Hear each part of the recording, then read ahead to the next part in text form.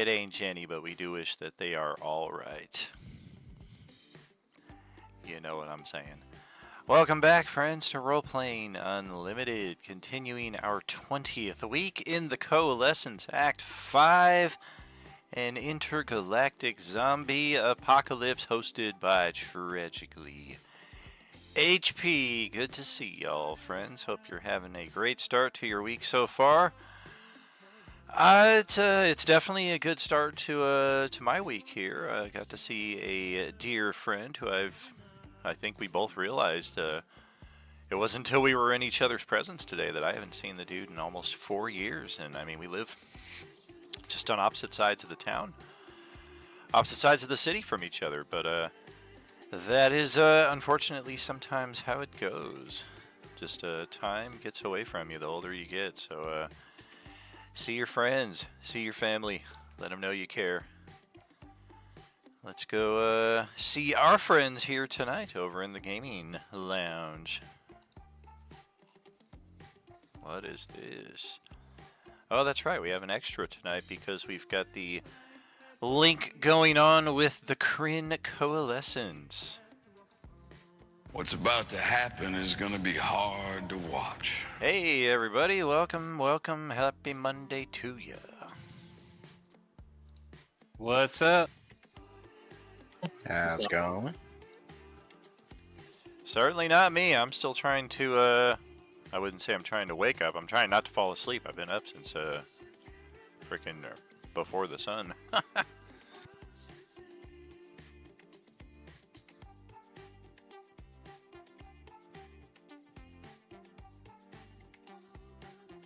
Well, damn good to see all of you. Hey, J-Man and Don. Big George says hello. Had the opportunity to see him earlier today for the first time in a long while, and yep, hello, hello. Well, hello back to him. Yeah, let's get this going here. Oh, that's right. I'm gonna change things up a little bit with our stream. For whatever reason, Firefox is consuming like a great percentage of my CPU value. Like, if I'm hitting 80% usage and I'm starting to notice some hiccups in the live stream process, 35% of it tends to be Firefox. And I don't know why. Google Chrome is taking like 8 to 9% on average. So I'm going to try to run both the sides of this all through Chrome. I've tried to do it before and it hasn't worked out. I don't remember why, and I have a feeling I'm going to learn that pretty quickly and have to adapt and overcome. But for right now, let's just see if I can get this to work. That's why our live stream is pretty much completely blank right now. Oh, that's the wrong thing. We don't want that. Delete that. Okay. I think I want display capture, not window capture or browser capture. It's so weird.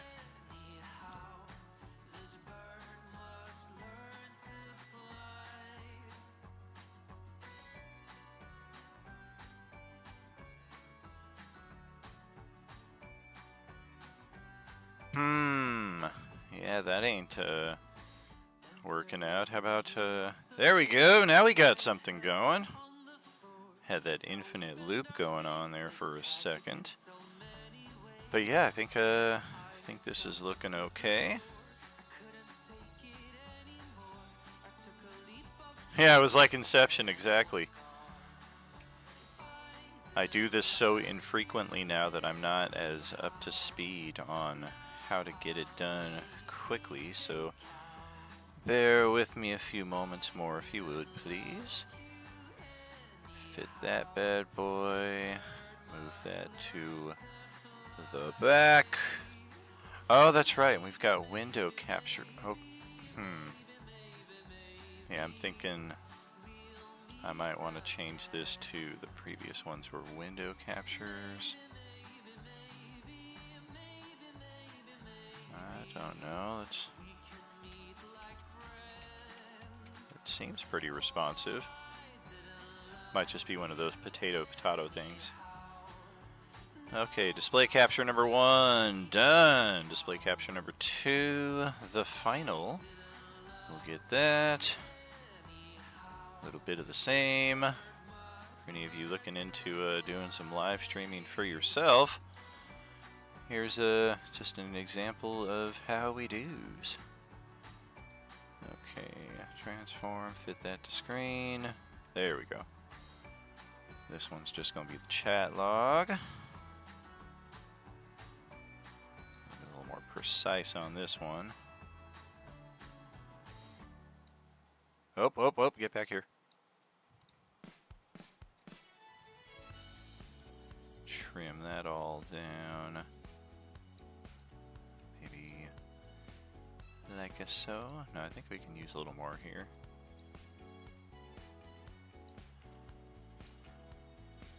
Okay, set that up. Yeah, the last one was considerably larger. That's what she said. Okay. Lock that. Move that one. Oops, I moved it too far.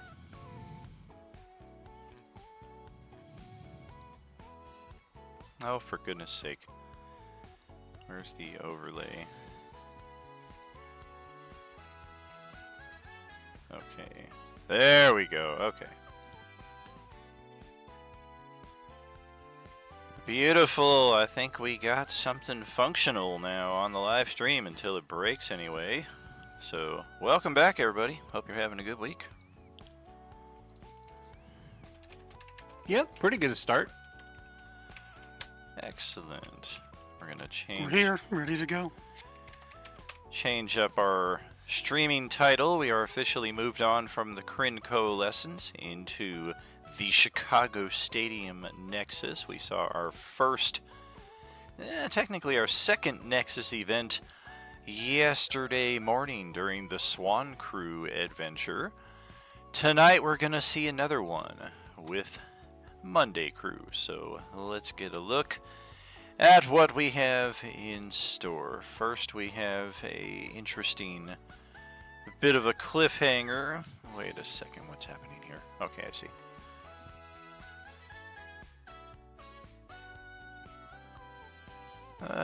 Where's Fulton? Fulton, there's Fulton.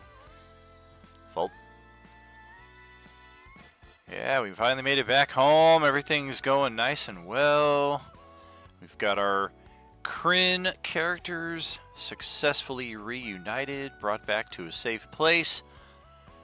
And wouldn't you know it, lo and behold, lingering outside of the city gates. Lingering is perhaps incorrect. They've outright stormed the facility. And we are going to have our work cut out for us. Class Ds, Class Cs, more Class Ds. There are over 50 Class Ds on the board right here. We've got 6 Class Bs over here on the west side, which if that's not bad enough, there's also a Class B Abomination on the far side here.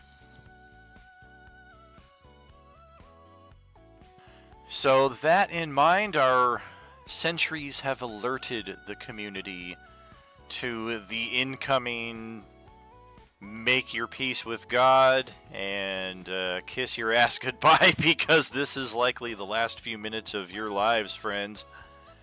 How do we want to proceed here?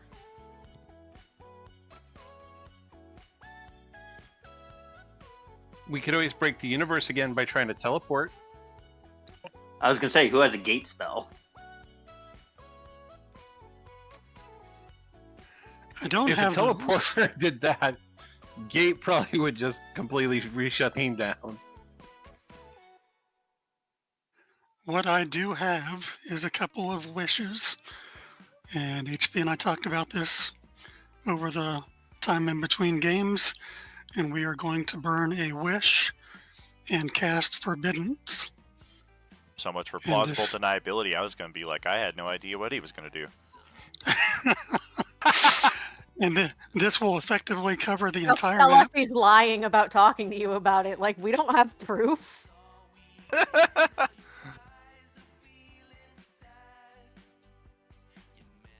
Let's So what see. that's going to do is this will cover the entire map going by the measuring tool, and any undead, any fiends. I gotta find my list.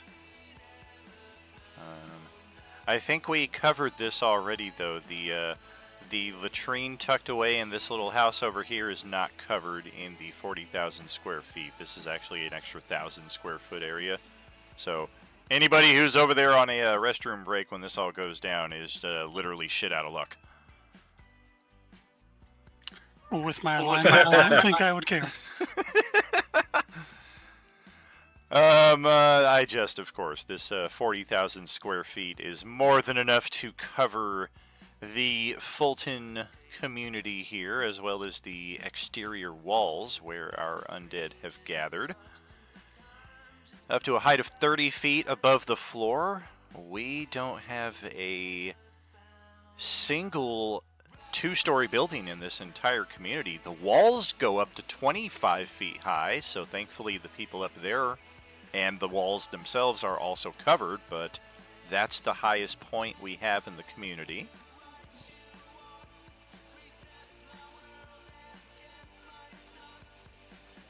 So yeah, if they try to climb the walls, they're just going to keep burning.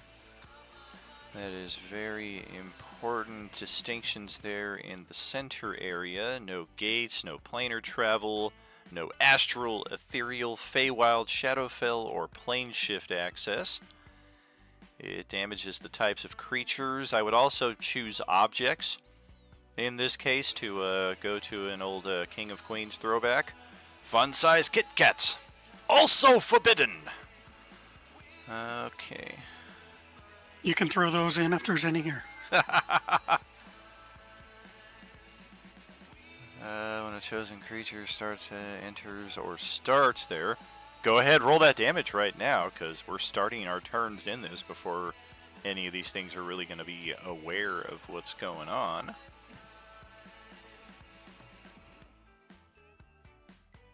So 26 damage to them all this round. Man, the coolest thing about this is it's just persistent and automatic. Like, even if these guys had some bitchin' saves, they can't even mitigate it down to half.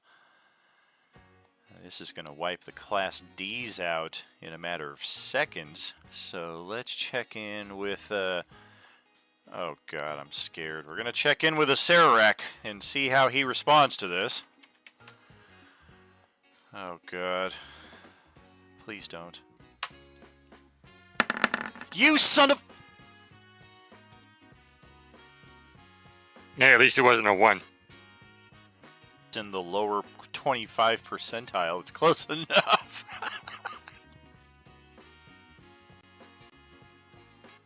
Hey, maybe he's improving. Dumbass. Yeah, at this rate, he'll finally start rolling average numbers by the time of the Coalescence Act 9. That's nice to think he'll still be around by then.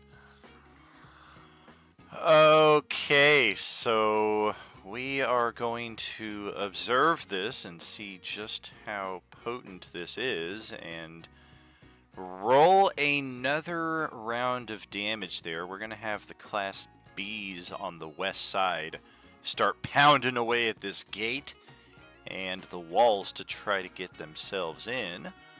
46 total damage. Class Ds have 42 HP at max, so that's going to wipe 50 or so of these SOBs right off of the map. The entire southern wall, northern wall are now clear. Yolanda and Foxworth over here are calling out in joy. They apparently, they're completely clueless as to how this happened.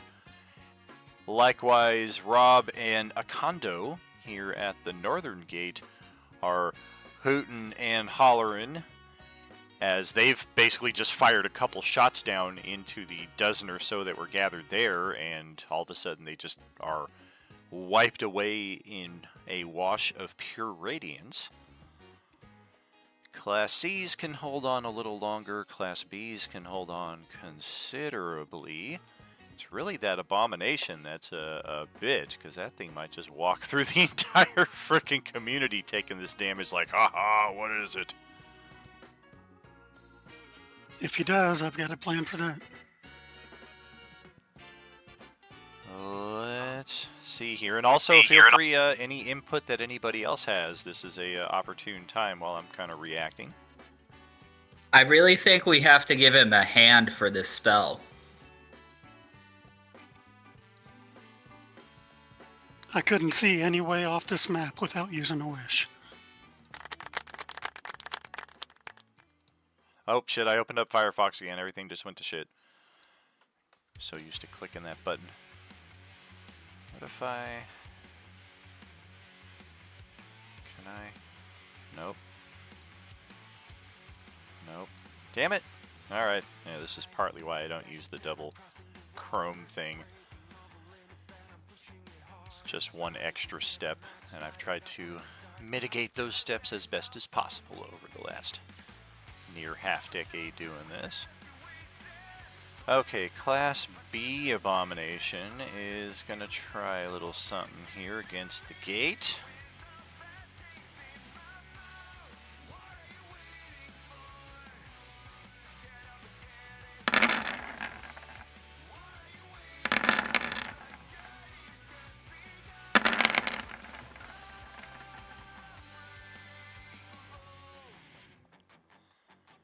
Those attacks are sufficient to outright break this gate completely down. The northern of the two. We'll just kind of toss it off its hinges right over here. And our Class B assholes are going to come spilling in very, very quickly. I think at this point we're going to want some initiative from everybody. Get our turn order on the board.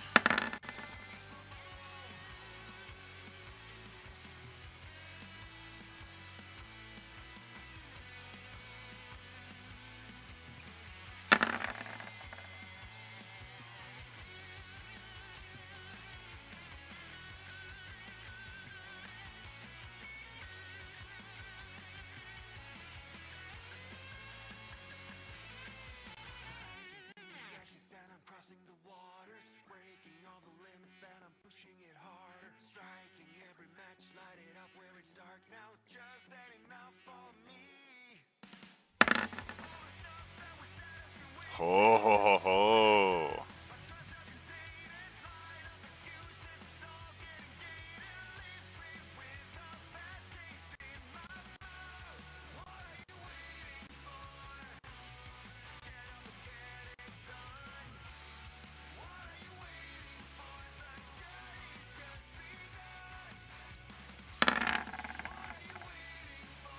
Oh man, those Class Bs ended up with a good initiative. Also, gosh.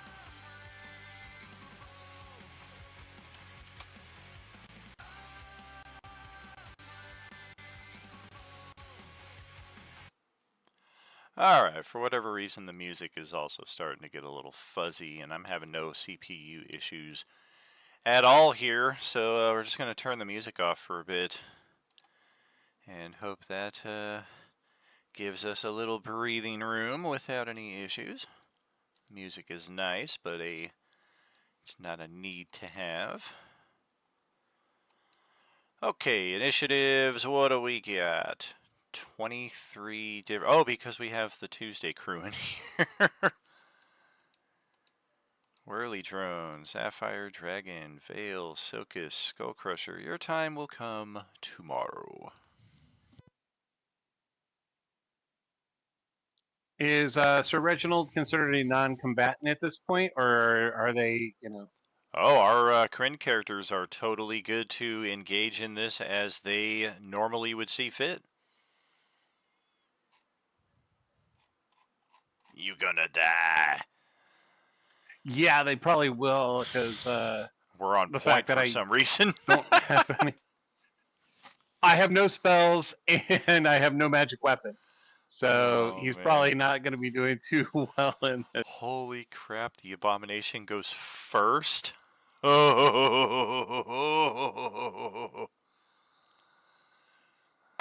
oh man. That message I sent you this morning, forget about it. All right, just forget about it. Yeah, like If Buddy doesn't survive, that's not going to happen.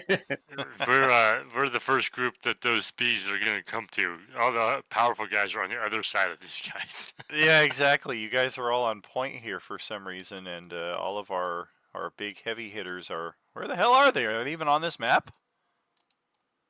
I see Thunderfoot and Adolin and Buddy. Where's... Oh, Dewdrop and Nyx and Fury are all over at the Nomads camp.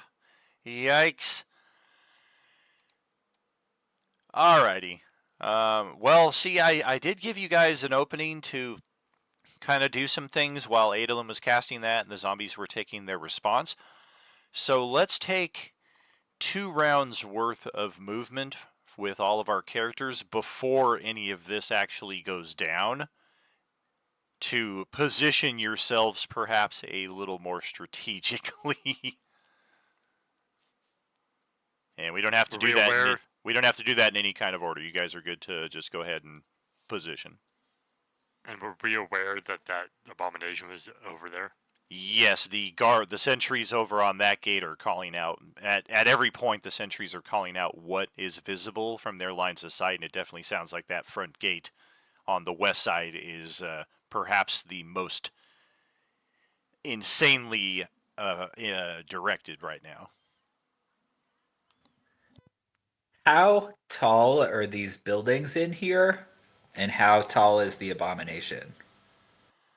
The building heights at the most would be 20 feet high, probably more on average of about 15 feet, single-story structures. The abomination itself, giant-sized, so probably like 15 feet at the highest. They do tend to vary depending on which corpses were coalesced into this horrible thing right here, and you know Katie's waiting for it, so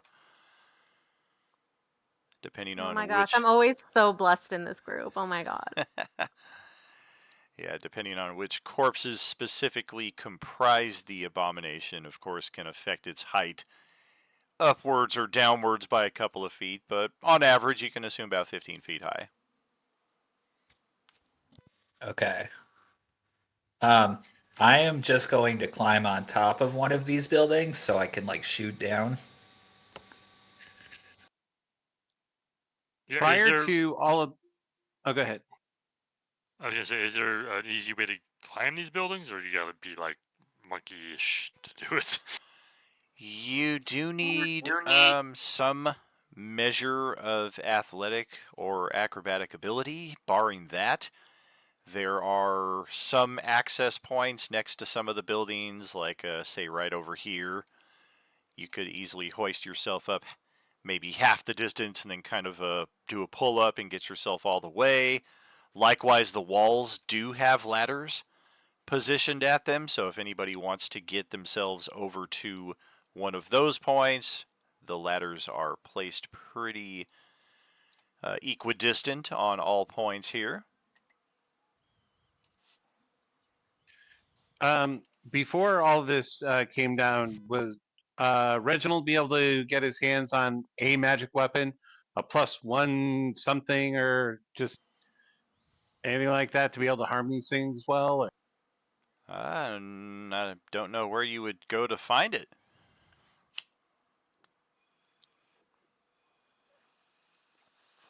Those crazy hippies in the Mystic Magic Van Emporium, they're in a different world entirely. Apparently this table's Yeah, going I to get know. I something... miss them. They're really good. Yeah, this table's going to get something called Victory Way, which we don't quite know what that is yet.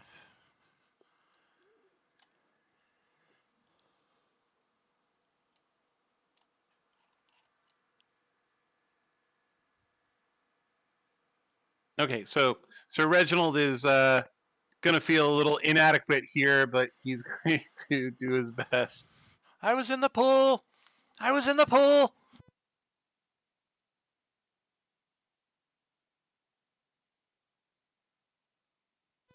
All right. Are we satisfied with our opening positions? Oh, I forgot to roll for the Class C abominations here. That might be a good inclusion.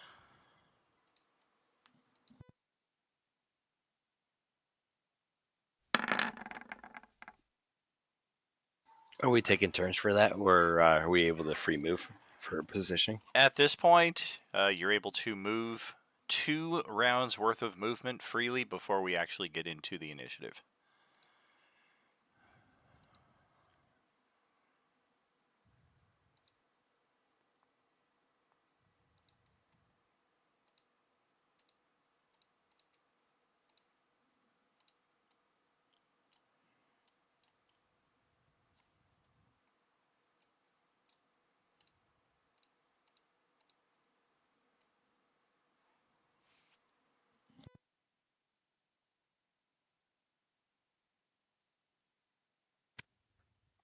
So Are any of the civilians gonna move for cover, or are they just gonna stand there? Oh, yeah.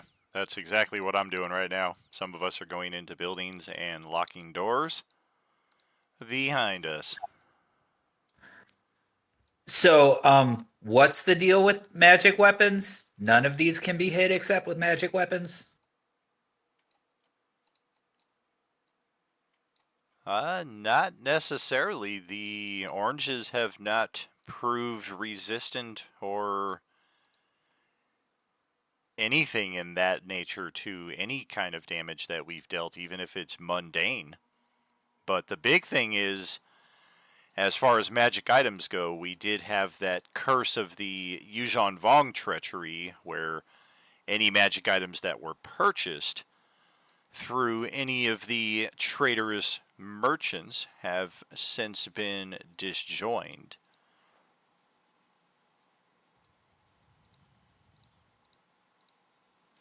Okay, because I don't have magic weapons, but as a monk, my fists are magic weapons. So I Yeah. just want to make sure that I can still do something here.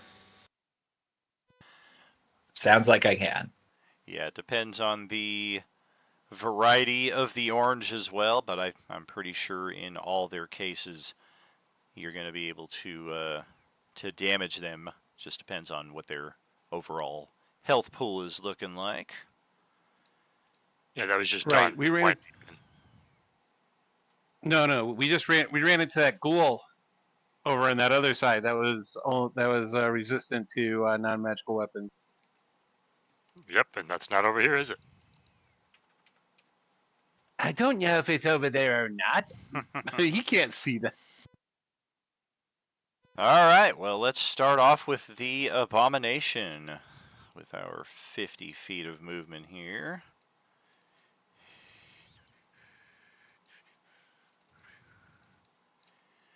That's technically 50 feet right there. We got to go through our guys first just to do anything. We've got the bonus action, an extra 30-foot leap movement, so we can get all the way up to there.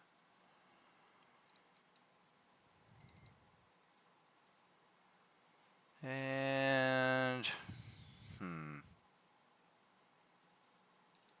yeah, looks like we are going action dash.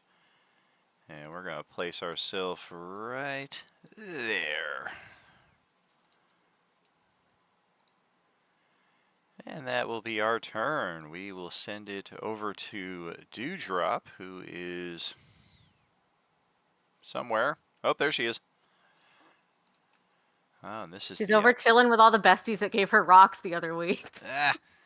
This is the outdated token as well. I had somebody put together a nice rounded one there for you to add uniformity. Nice. Did it take damage from being in the Forbiddance? Yes. Let's see. Katie had a 23 initiative.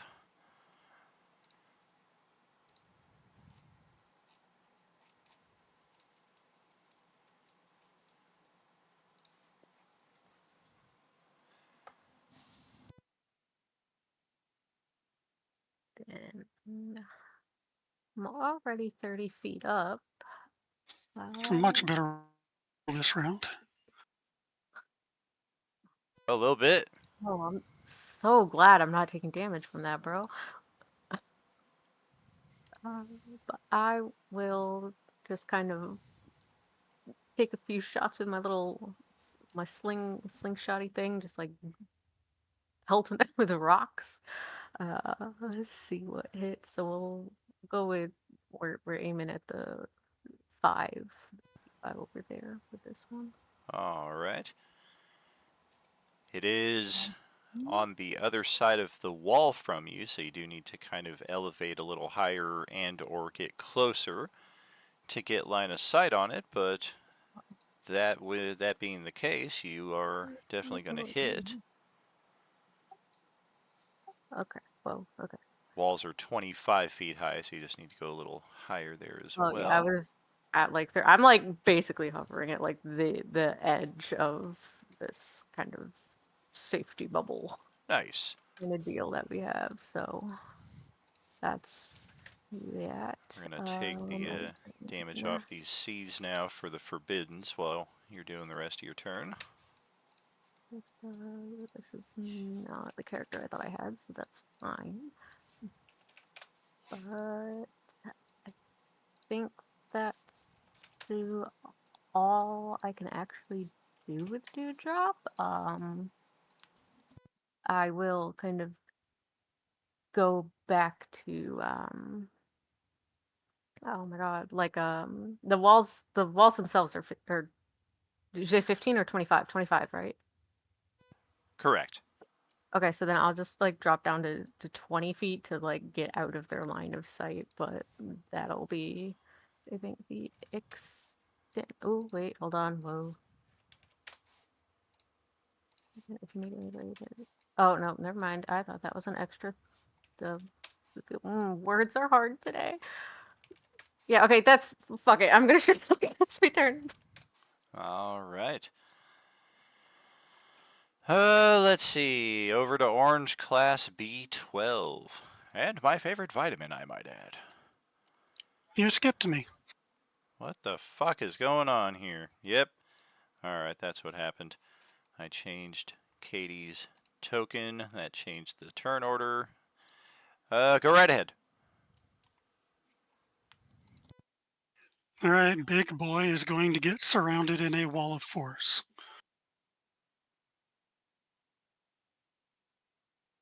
Alrighty.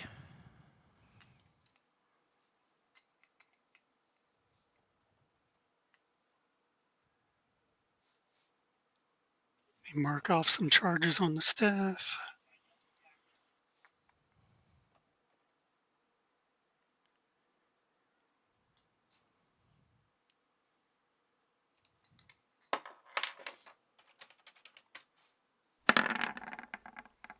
Jesus fuck.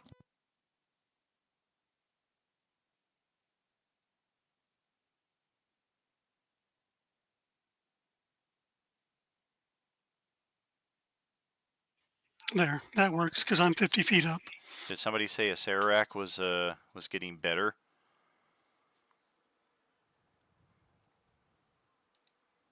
Is he trying to teleport in on me? No, I don't think he can. He can't. Just wondered where he's at.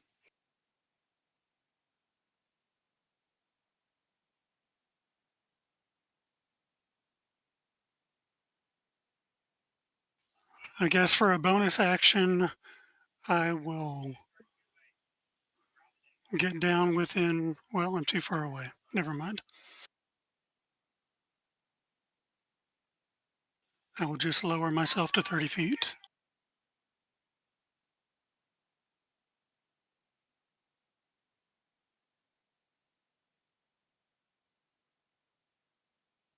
Alrighty. Well, then we're going to send in the Class Bs because the Sararak can't roll anything other than a fucking 4. Apparently. Look at Arm Ripper Blaze with a 26-month consecutive subscription here at Roleplaying Unlimited. Much love, brother. Thank you kindly. Oh, woo, woo, a booty boo boo. Yeah, Sarax one claim to fame was trapping Arm Ripper Blaze inside of one of his skull crystals for the duration of one combat. That was what he managed to do in this entire campaign. Class Bs have already taken the Forbiddance damage for rounds 1, 2, and this round, so if their health bar does not go down any further this section, that is why.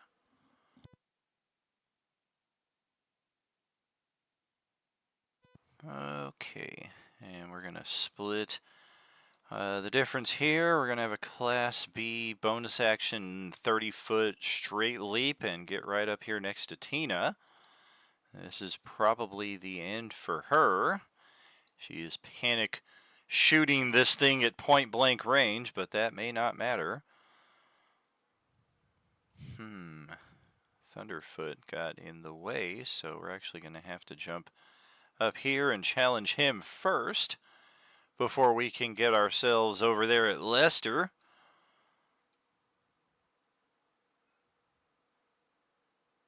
Oh dear, now what do we do? I think 60 feet, 55 gets us over there to Sir Reginald.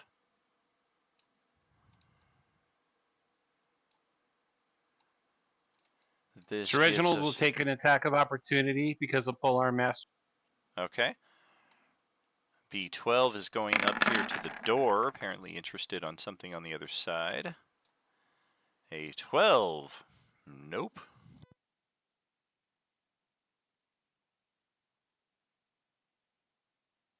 I'm going to hero point that. All right. Forgot to get Jamie out of there. She's not still standing in the middle of the animal pen. 15, still not quite there. Class Bs are rocking 18 ACs.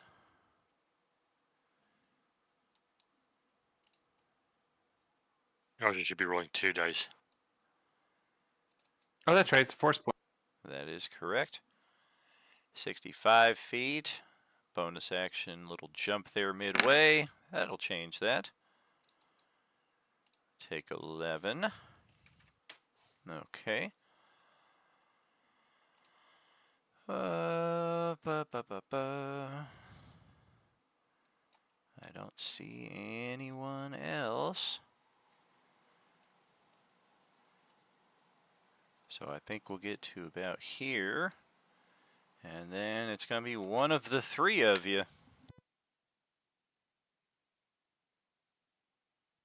That is Adolin. So we'll step over here, bonus action, hop onto the car. And then for attacks, we'll start with this one going against Tina. It gets 3 attacks. It's going for a grab attempt. That it missed. A natural 1 and a natural 2 are the results that I got there. It's going to go for another grab. That time is different. It does have the advantage on its attacks. 15 is good enough to hit her. It's going to go for a bite attack and just try to finish her off in one hit. 18 to hit. 15 piercing.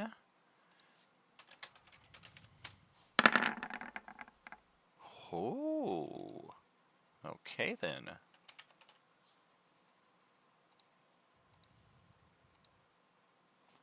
We're going to put a health bar on her. And 15 HP is only about half of her total value, so she actually survives this encounter. We'll pass it over here to Thunderfoot, where B11 is leaning in for, sees you stepping into a martial arts defensive stance, and apparently this thing knows Orange Foo, and it's going to try hitting you with a little bit of that. 18 armor class. I have 16, so that beats me. All right, that is 10 physical damage in that exchange.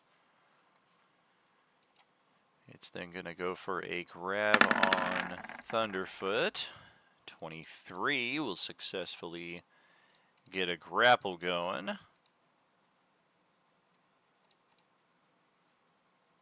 And then it's going to go for a scratch.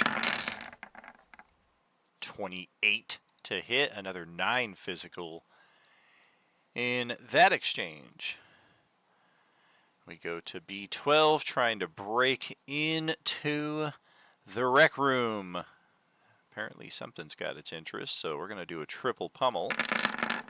Bam, bam, bam.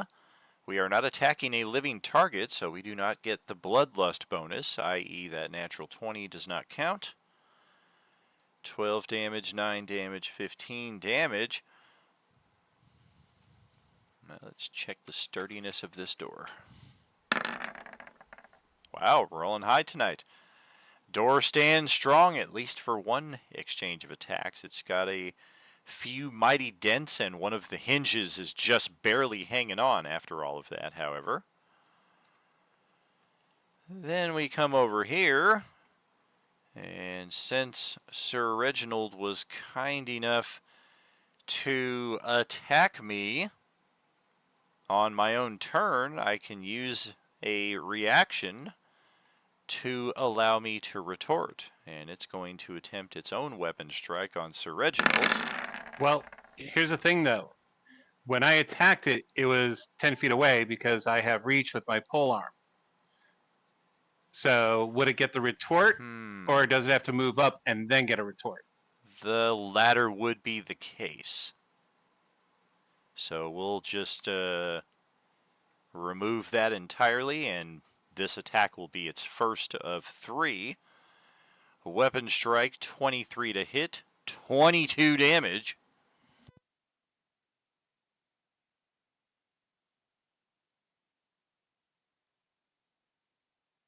And then it's going to lean in with a scratch. 22 to hit for another 8 damage. And then it goes for a grab, double 26s in that. So it's got a hold of Sir Reginald. Don't you have heavy armor, Master? Yes, I do. That's a haft for all those. No, just like -3. Shh. I'm trying to get half damage. Fuck you. You absolutely cannot. Yeah, I know. Yep, that's true. -3 on those, so I get 6 hit points. Not too bad. Now we go to the ones that have Adolin. Doesn't really matter about the flank. They've got the Bloodlust. Reminder. Adolin's 30 feet up. What's that? Oh, that's right. Yeah, why am I even Adolin is fucking with 30 him? feet up. Yeah, why am I fucking with him? I'm just going to kill everybody else. Good spot. So yeah, Reginald has a Ravenous Wound, which means you cannot regain those HP. Thunderfoot likewise, Ravenous Wound. Tina, Ravenous Wound. And, well, shit. Yeah, I guess we're going to split the difference now. Yeah, am I attacking Dawn or am I attacking Dawn? I'm attacking Dawn, and then I'm attacking Dawn. Ba-da-ba-ba-da-ba. So, yeah, we'll step over here and get buddy with the first guy. Let's go fucking teeth first. This guy looks like he leads with his mouth. Or his ears. But we're gonna... Buddy looks so innocent and has this... tasty. I don't have any special ability against that, so... Bite, bite, bite. 25, 30, and natural 20 to hit. If you're not resistant to the physical bite damage of the zombie, that is 41 points of damage right there.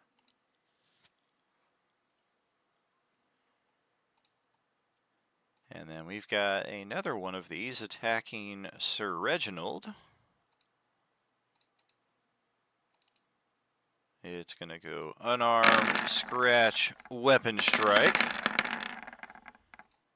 And yeah, there's another natural 20 in there, so 10 bludgeoning, 12 physical, and 10 more damage. 32 total.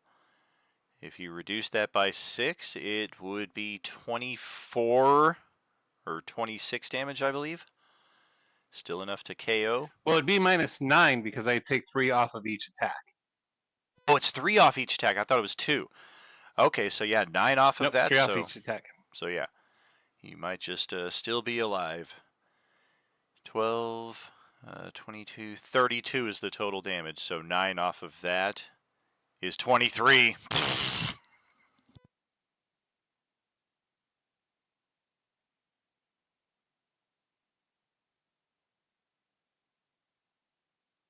Man, we had an entire adventure to rescue these guys, only for them to get killed like right off the fucking bat. Immediately. What is this, Lost? Spend a whole half fucking season rescuing somebody, and then as soon as they get back to the home base, they get shot in the next episode. All right, so it gets the free bite attack on Sir Reginald. 29 to hit. That's going to trigger the con save for your infection potential. DC is 18. All right, so it's only 2 failed death saving throws for a character who can't regain any hit points. That's about the worst thing. I guess the good news is the Class Bs are done. So Ziliana, over to your turn. Yeah, let's go over to a melee fighter. This is so great.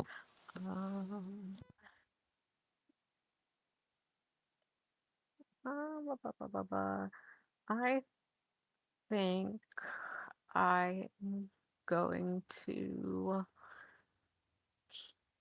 keep moving. 15, 20, 25, 30 to be like behind this car truck thing, question mark. I have no idea what it is, but Yeah, I think it's supposed to be like some kind of taxi or no, it's a food truck. That's right, it's a food truck. yeah, vehicle. Okay. Ish. So like a Supposedly. yummy vehicle. Okay. Yeah, delicious. Then I will just use my proper action hide. And hopefully a 28 hides me adequately behind this truck. Or does it have like the kind of door, the back doors, like the quote unquote trunk that you could like open and like kind of hide inside there? Is that like a thing I could in theory do? Yes, indeed. It Oh, would cool. actually be on the side over here, but you can totally Okay, well, we'll pretend I went that way. climb on in. Sure. Up and over. All right. And then I will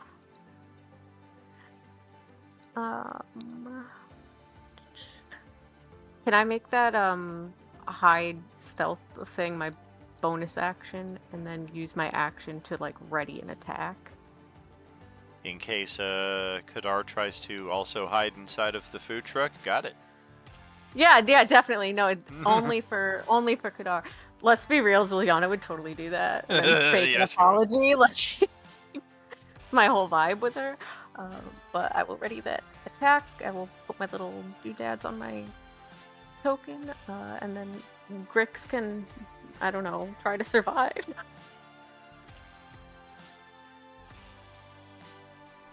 Brief little plot tangent here. We're going to pass it over to Grix for your turn. Where is Grix? Is he even on this map? Yeah, there he is. Damn, what happened to his health bar? Oh, this poor guy. Did he not take any hit dice for the short rest? I did. I didn't like spend all of them because I didn't really think. I spent a couple of them. I think it was going to be like this. Yeah, I rolled really bad. I spent like 3 of them and I got like 6 hit points back. Well, he's gonna reach over here because I'm pretty sure Grizz probably left some of those hot dog things. So if he's going out, he's at least not gonna go out hungry.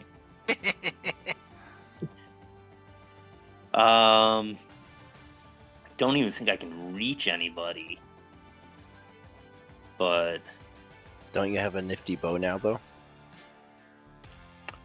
I do. Probably not great with it. I don't know. Well, it would be. I still have the magic one listed. We just have to minus it from here. Yeah, I guess. What can I see? I don't even know if I could see that one between the rock and the trees and the force wall. Which one we talking about? Number 17? Yeah. You can probably see it. It's really, just a matter of can you target it. Right. Don't think I do. I would say you've got a chance. It is a dome, so the rounded edge of it, like you might be able to get like a perfect headshot or a leg shot. It's got a +5 to its AC though, so it's not gonna be an easy target. No. Yeah. That means I'd have to roll like an 18 or above to hit it. Oof. Do it. Sure. Alright, alright, so this will be obviously... Oh. Very nice. Oh, I was gonna say, man, I'm multitasking too much here. I was gonna say, it'll be just like in the gamers where you can pretty much only hit on a natural 20, and that's exactly what you end up getting. Yeah.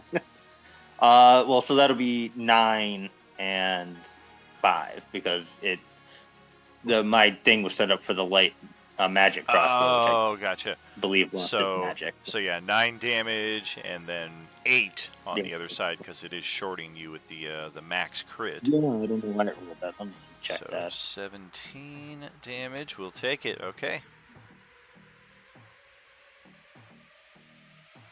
All right. I'm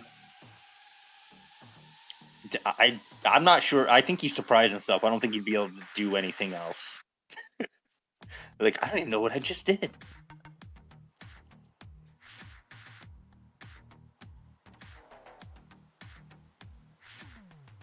All right, yeah, that'll end my turn there. Very cool. Over to Buddy, who all of a sudden can't regenerate. Alright, so Buddy's going to disengage. He's going to activate his helm. He's going to fly 25 feet up to stay out of range of these guys. And then as a bonus action, he's going to... Class B zombies have the Sentinel feat. They get the AOO even if you take the disengage.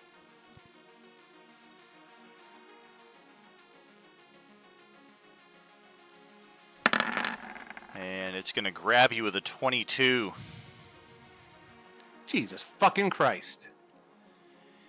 Yeah, these bees are very, very tactical. They don't roll randomly to see what kind of attack they do. This thing senses that you want to get at range. It immediately responds with, nope, no range for you. Assholes.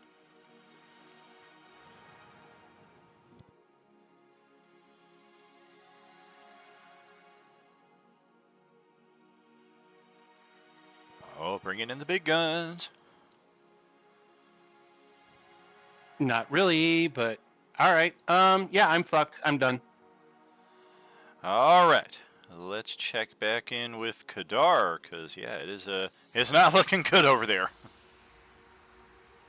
It's not looking good at all. I pretty much accepted Kadar is not going to survive. I think he has to.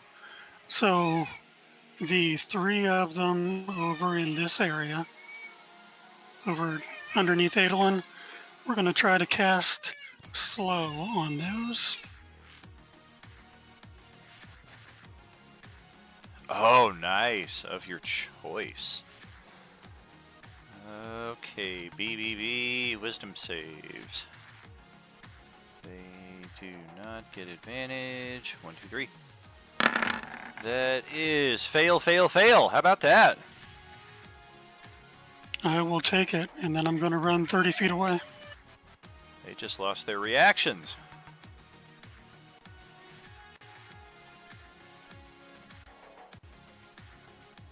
All right, that's turn. Okay. Track these accordingly.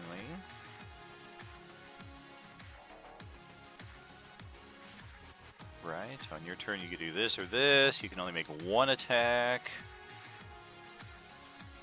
Yes, you can't use reactions, okay. Thunderfoot, back over here to you. This thing just walloped you a couple times. What's your response? Gonna wallop it back.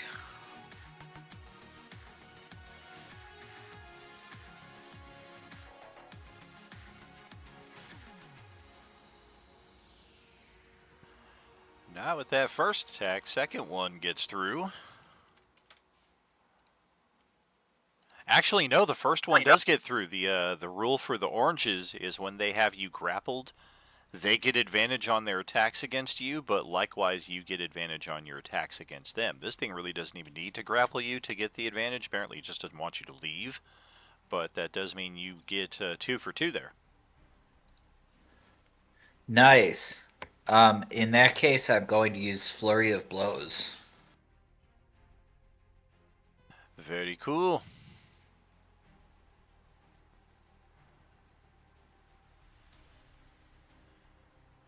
Oh, now he's just automatically dealing damage. The knife of this guy.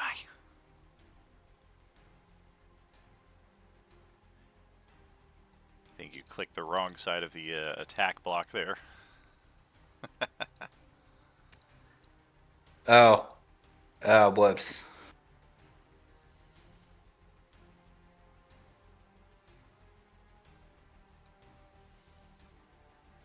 There we go. 2 for 2 again. Another 17 damage. And then, yeah, that's it. I'm done. Okay. The Class Bs are going to... Well, first of all, this one that you just hit is going to burn a reaction to get an attack off on you. Allow me to retort. And it's going to try to stab you with this jagged blade that it's carrying around. Good gracious, a 30 to hit for 25 damage. Ugh. I think that might be your one of your kidneys stuck on the end of that sword as it pulls it out.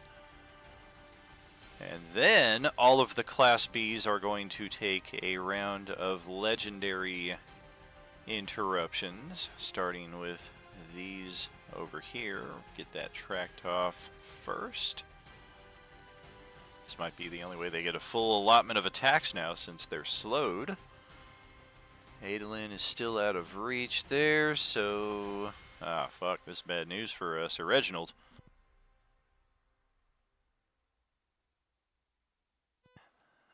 The one over here on Buddy is going to take a unarmed strike. 29 to hit. 8 bludgeoning. And then these two right here are hoping to turn Sir Reginald into an orange, or they're hoping for a fresh meal. Either way, it is 2 bite attacks, both of which land, so either he turns into a zombie or we have a perished character. 2 con saves, please.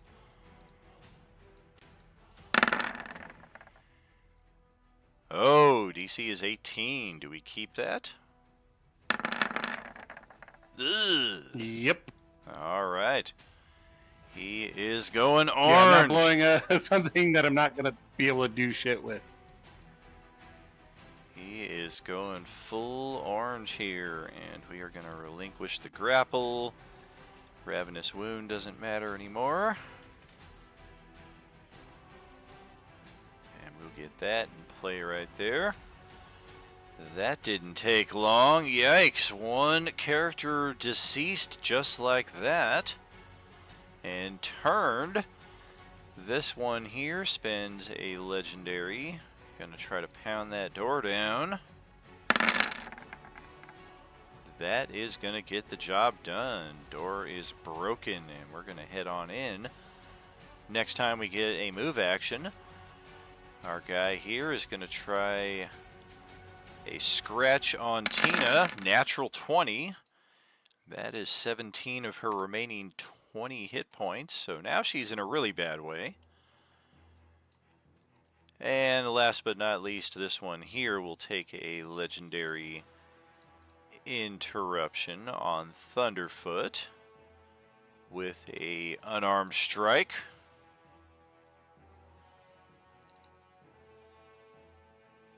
Oh, yep, that's a hit. 31 for 17 damage. Goodness. And then, Damn. right? Yeah, these things are not playing. They need to be focus fired by an entire party. Otherwise, if they're spread out like this is like the most optimal conditions for them. That's going to pass it to Hawakan, looking down at the C4 cluster here on the eastern side of the complex.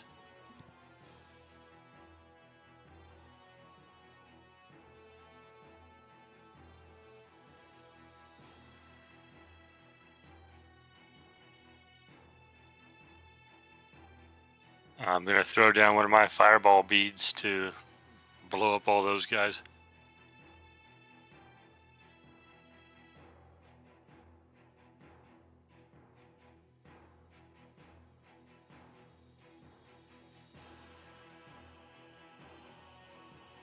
Okay. Get 4 saving throws out of them. There should be all 6 of those guys in that 20-foot radius. Oh, my bad. I was looking over here thinking like you were tossing it just off the map. I didn't have it panned down far enough to see them. So yes, 6 for 6. Whoops, start over. I'm rolling Class Bs, not Class Cs. It's a big difference.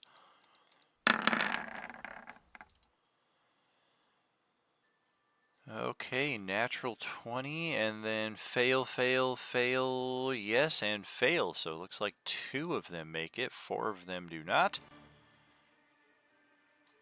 Number 1 will take half damage. Number 5 will take half damage. The rest will take full, which is math skills, escaping. There we go.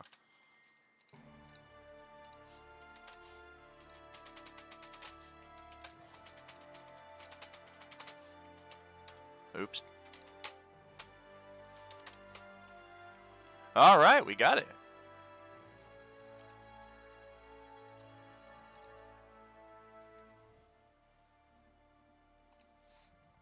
And then since Nyx is up here with me, I'll give her Bardic Inspiration.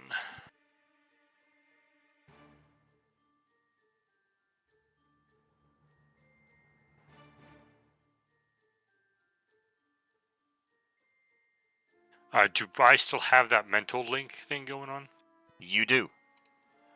Alright, that's the only way I'm going to be aware of Reginald's predicament because I'm too far away to see him. Correct, yeah, you might have heard a couple of unintentional or not instinctive responses from him through the link and then the sudden severing of said link. Nyx, that's over to your turn.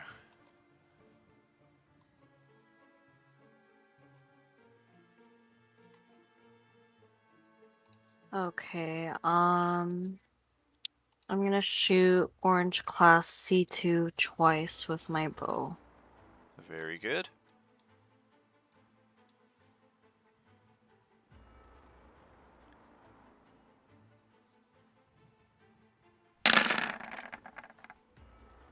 Doe. Hooray!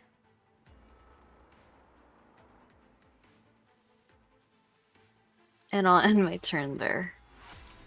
Okay. Let's check in with Fury, who is just a little bit to the northwest, down in the community proper. So, for myself, I am going to cast Blur. Oh.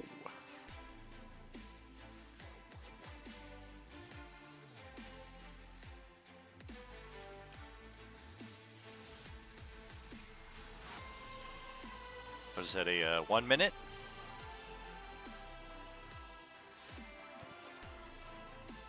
Yeah, Yes, it's up 1 to minute. 1 minute.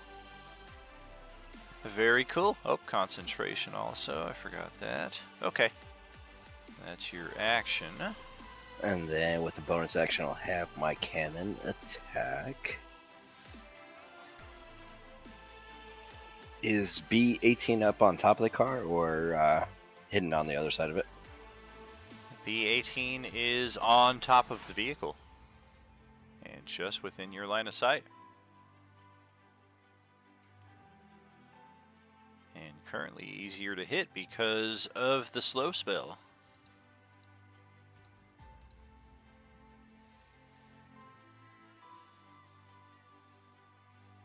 Well, not that easy to hit, though.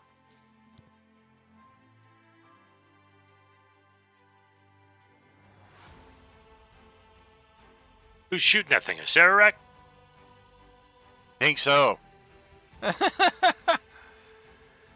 The end battle for Monday night is going to come down to Katie's character and a Sararak in a battle of the natural ones. Who can roll the least number of natural ones will be the victor. Hey, if it's most natural one wins, I might stand a chance. And that should end my turn right there. All right. Tina is not playing around here. She is about as dark and deadly as they come. She was one of the few people in this community who were not just outwardly nice and polite to you guys. Probably one of the few people who felt authentic here and didn't trigger your character's insight suspicions. That being said, we are going to... You always were an asshole, Gorman. And we're going to grab a live grenade. And we're going to lean right into Orange Class B5, tucking that grenade between the two of us, denying Class B5 of its dexterity save. And we're going to go.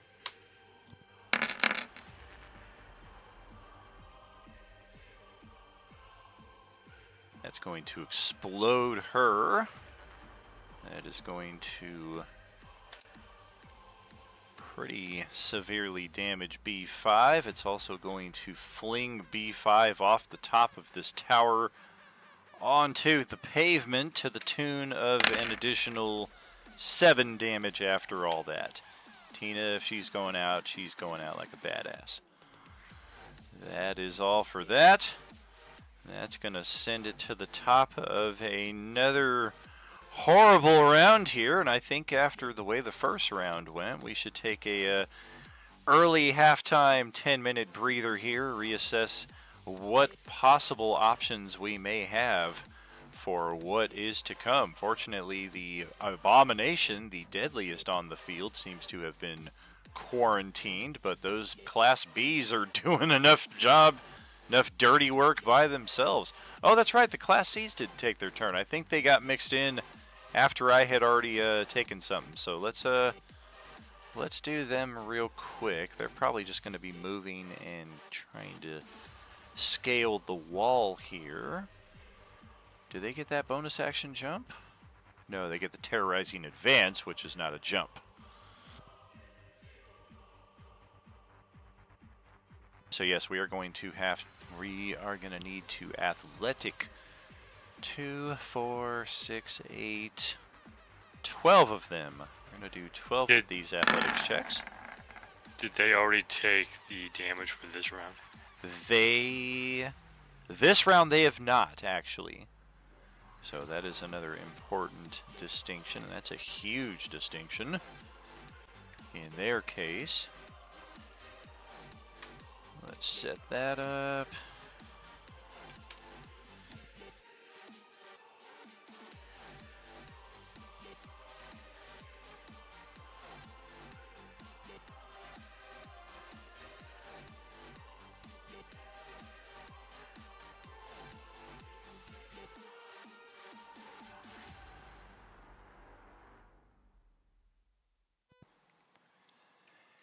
Just about. Oh man, that really hurts that if you're that one.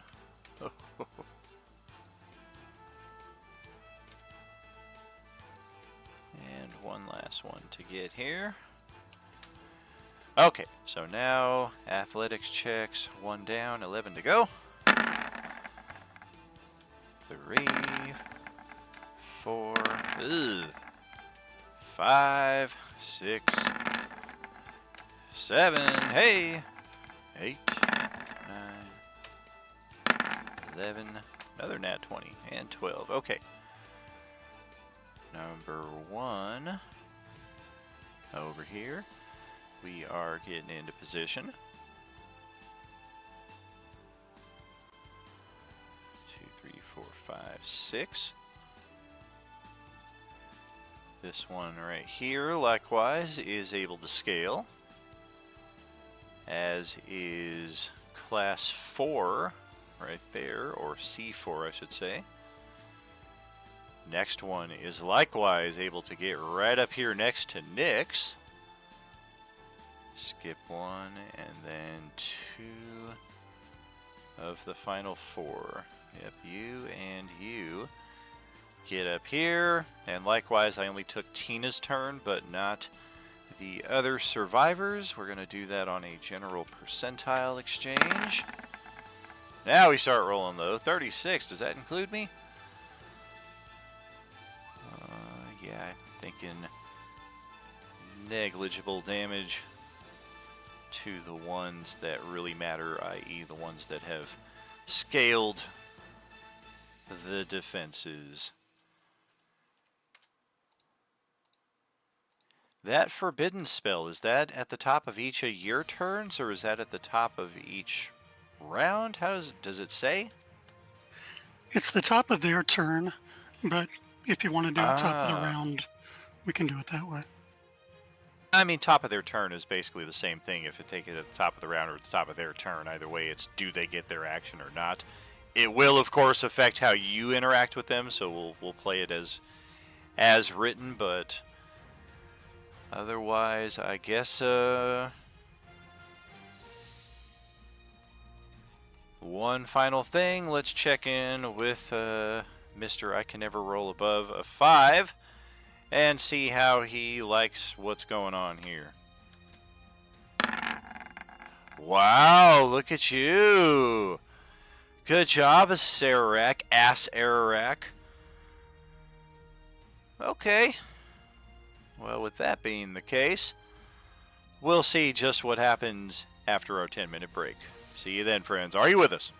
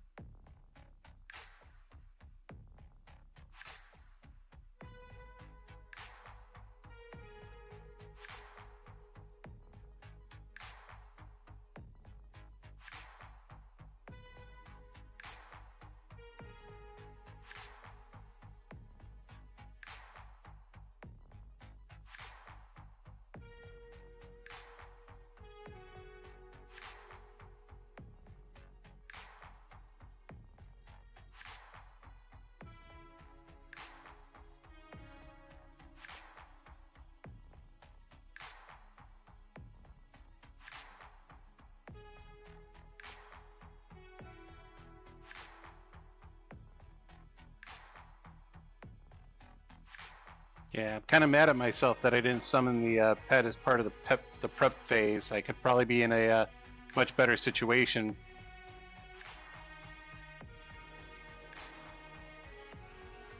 Buddy will be okay. I don't know about Sir Reginald. No, Reginald is already gone, and I'm gonna have 4 frickin' of these things right on top of Buddy, and he doesn't have the greatest armor class, so yeah, he's fucked.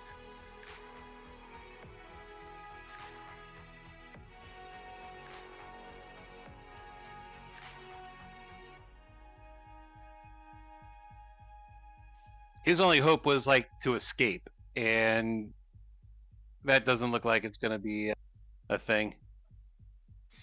They have 1 attack per round right now, and they have no reactions, so hopefully you can get away. Well, Reginald still has full attacks, and with that other orange. So, did you get all 3 oranges in that, or just the 2? Got those 3 Bs. And Reginald, I don't know what class he comes back as.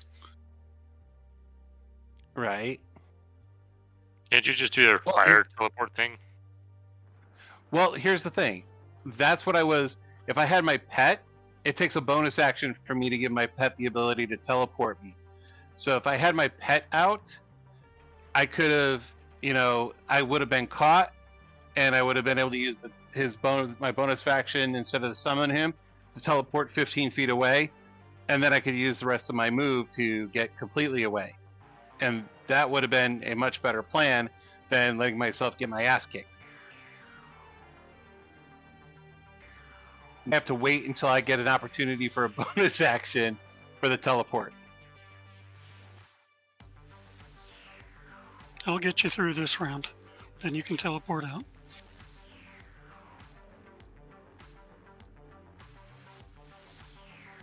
I just wasn't anticipating these bees moving that fast. I mean, granted, we've seen them before, but my plan was hopefully when my turn got there, they would still be moving up the walkway. I was going to throw a wall of fire in between us and it'd be like, look, I blocked off avenue.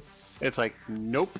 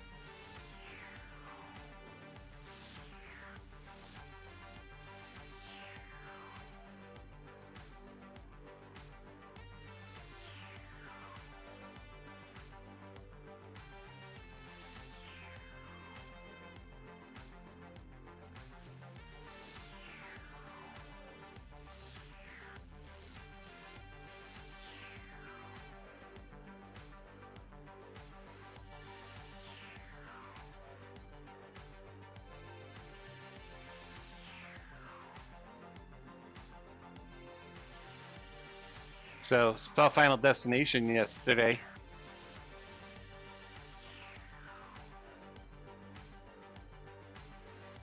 I've only ever How seen was the it? first one. Bloodlines, it was pretty good. It had a decency to it, but it's the same thing as every other Final Destination. Let's see how much blood and gore we could throw on a screen.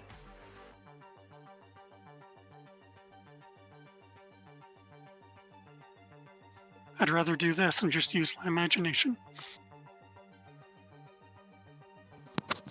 Welcome back, friends. Hello, hello. Let's kick off our next round here with the Abomination. I guess go ahead and roll the damage there.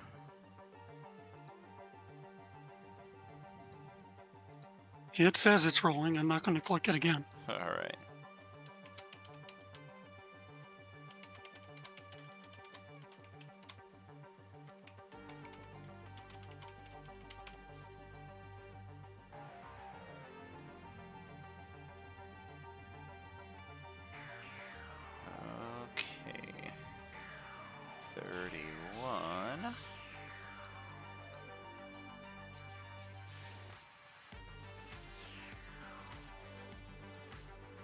Alright, Sararak has finally gotten his shit together, and we're going to try something a little different this time around.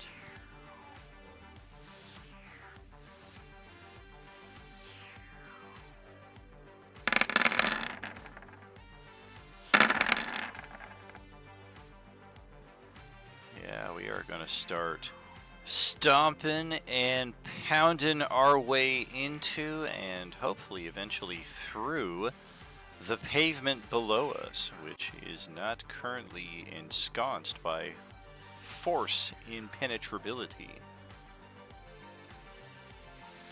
Granted, this is concrete ground. It is asphalt street. This thing does not have a burrowing speed, so this is literally a rock in a hard place. This is really the only play it has available to it, only because it's being directed by its controller. But that is 40, 60, 80, 120, 100. That's over 150 points of damage to the concrete itself. So this thing is starting to dig itself a very nice little ditch here that you can imagine after maybe 3 more rounds at the most of this, it probably won't have to burrow. It might be able to dig deep enough downwards and then just slightly to the side to where it's able to kind of come up under the other side of this wall of force. But as for right now, it is still confined. It does take the damage. That is its turn. We will pass it back to Dewdrop now and see what she's got happening here. This one just made it up onto the wall. Which means what she's got is an opportunity at a melee attack that she is definitely gonna give to C5 there. And if that don't hit, then I don't know what will. I think that'll hit. Wow, look at that.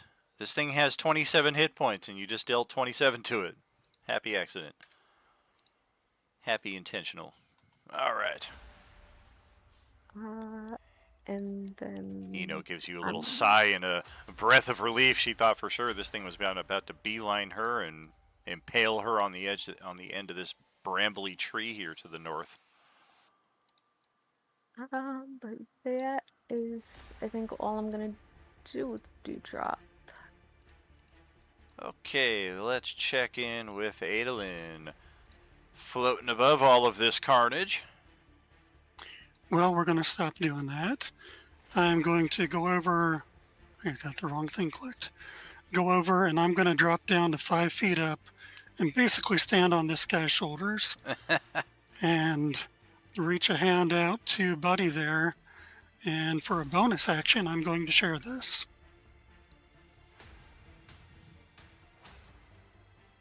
So for this round, you have resistance to all Class B damage. Mm-hmm. Dang, thank you. Then I'll use my last 5 feet to go catty corner, and I will shocking grasp this guy with advantage. Okay.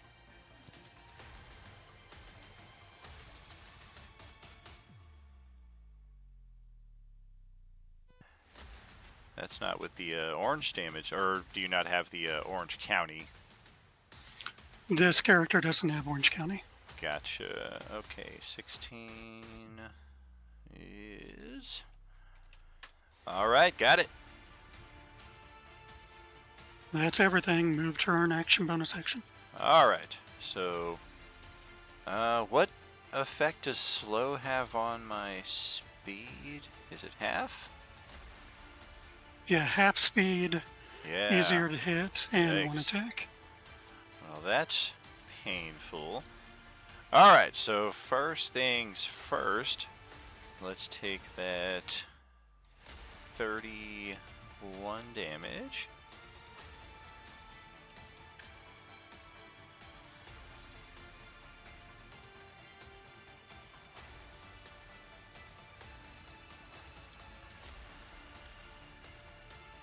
That's 3 of them.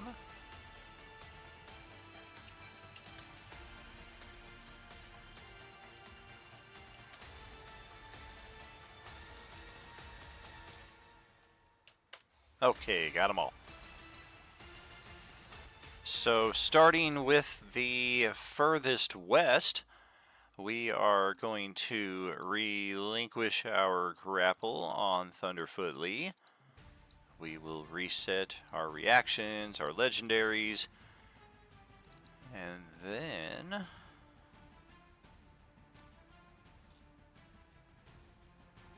this thing is going to bonus action Mighty Leap 30 feet off the top of the wall and clear down the street off the map. And technically, I do provoke an attack of opportunity. I was going to ask. However, you know that the last time you hit this thing, it got a free reaction on you, so you might inadvertently end up hurting yourself here if you attack it on its turn. It might get a free action on you on its way out too, so take that into consideration. Yeah, I'm not going to do that then. Alright, so last thing you see is a, this thing, its tail tucked between its legs, and it's gonna bolt another 60 feet down the street off the map, and it just disappears into the gloom. This one is going to use half of its movement to stand back up. Bonus action 30 feet, hop off of the side of the map, and then likewise, the rest of its 30 feet of movement to hustle out of our lines of sight. Technically, Thunderfoot can still see it from where he's at. It's just rapidly fading into the distance like the Roadrunner.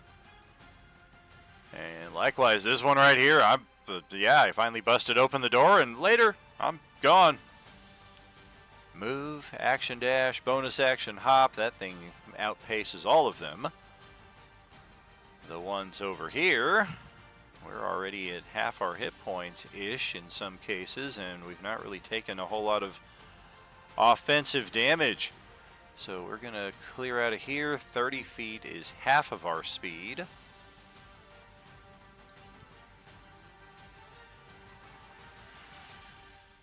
And then an action dash for another 30 feet. And then our bonus action jump for another 30 feet. So that one escapes off of the map. This one's going to jump off the car. 30, 60. Looks like 90 is our total.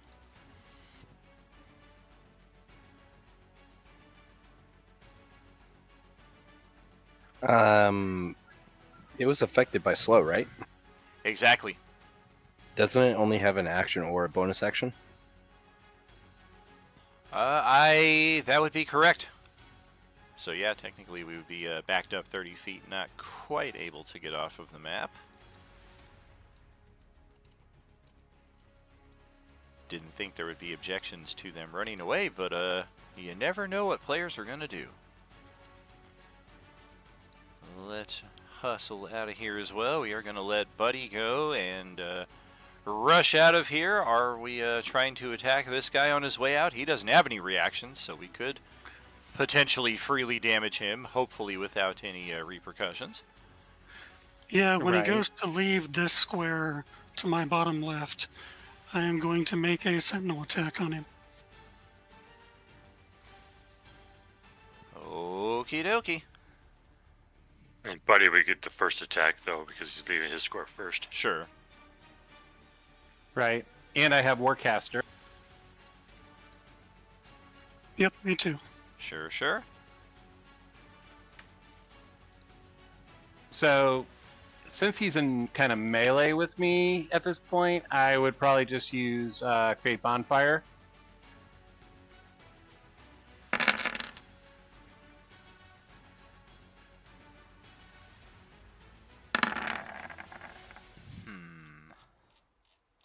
One second. -2 to my dex saving throws. So that's going to put me at a 19. Actually, I made the DC 21 until that -2. How about that? Alright, so we'll take the fire damage. We'll take the shocking grasp. We will not be progressing any further. And here's an interesting one. Sir Reginald is going to take the damage there. And then we're going to hustle out of here. And then action dash.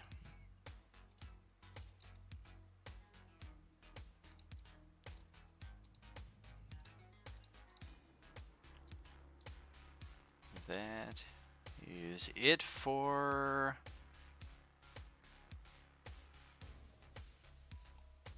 that group of zombies. We got others on the other side, but for right now, it is Ilyana's turn. Held action. Nobody came to get you.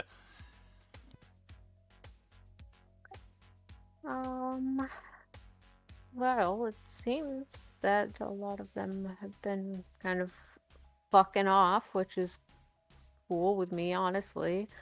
So I am just going to stay hidden right here and keep my ready to action just in case.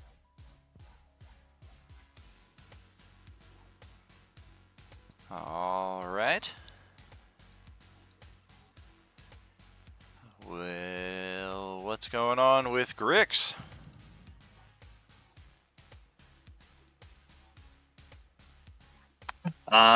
He is seeing them run away, so he's pretty happy about that.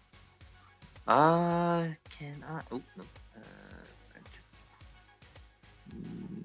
no. 75 feet. All right, cool. All right, he's gonna just fire at this one as it's running away. Remember, 60 feet is our line of sight distance. Oh, right, yes.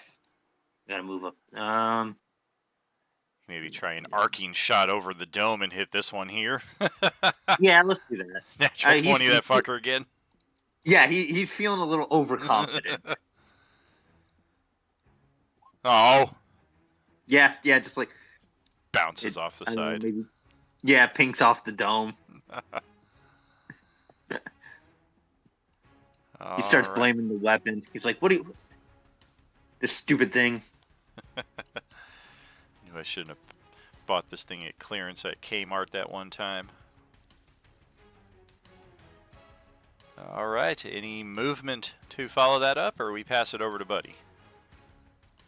No, he's good where he's at. All right. And at this point, Buddy is able to start healing again, at least. Buddy breathes a sigh of relief. Yeah, I'm just going to let him go. I'm not going to do anything at this particular point. I'm just going to back away from this wall of force with this guy in here. I forgot to roll my wisdom save versus the slow effect. What was the DC? I got a 19 this time. You win. Alright, so we did get stymied in place, but it did break free of the slow. Buddy backs up behind the old newsstand right there. Yep, and the bonfire is sitting right here. So, hooray for preparation. All right. Yep, Buddy's ending his turn and saying a silent prayer for Sir Reginald and hoping that we can eventually get him back.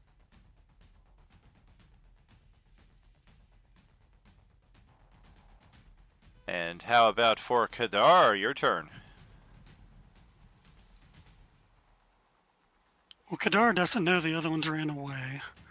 So these two C10 and C4 down here, he would probably attack C10 with, trying to remember which spells he has. Because he's bald, right? Throw a little Scorching Ray. All right. Ouch, ouch. Ha ha! I'm not going to inspo it. I'll let it stand. All right. 2 for 3. And probably back away from him since I swung on him. Oh, when you can use the higher spell slots. Gotcha. I thought it automatically with levels, but those are cantrips that do that. All right. Well, let's pass it over to Thunderfoot, who's just like, holy crap, what the hell just happened? So I can't see the other side of the compound, right? That's too far away. Correct. 60 feet is your sight limit in the gloom here, so pretty much out anywhere to here is your limit at this point. Of course, you can see the two here that are still trying to get away. I guess I should roll their wisdom saves too to see if they're still slowed. 14 and a natural 20, so the furthest one will also make the save. But yeah, go ahead. So he would have been able to run.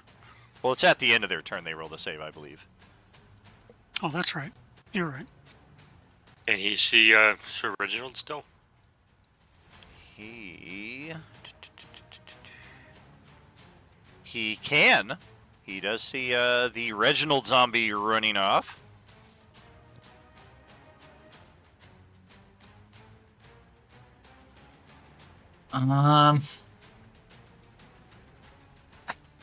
Okay. I'll try attacking that one to try and down it so we could res it or whatever. My character doesn't know if any of those are things in the setting, but that's his thought process. Are you doing a ranged attack from the wall, or are you going to go on and get down there? No, I'm just shooting from the wall. Okay. It's I 25 feet away. Okay. Just over here.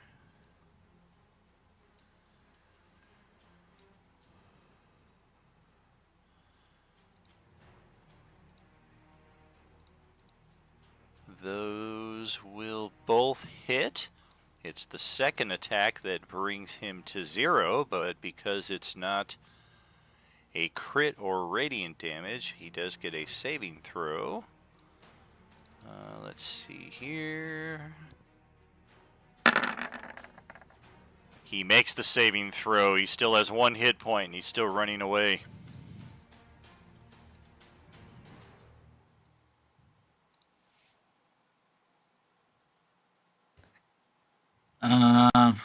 Okay, hold on a sec, please.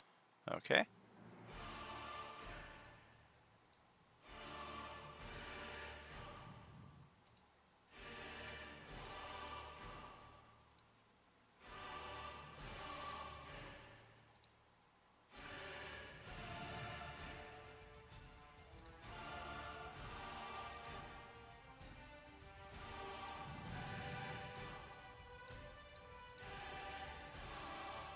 Okay, I don't have anything else I can do.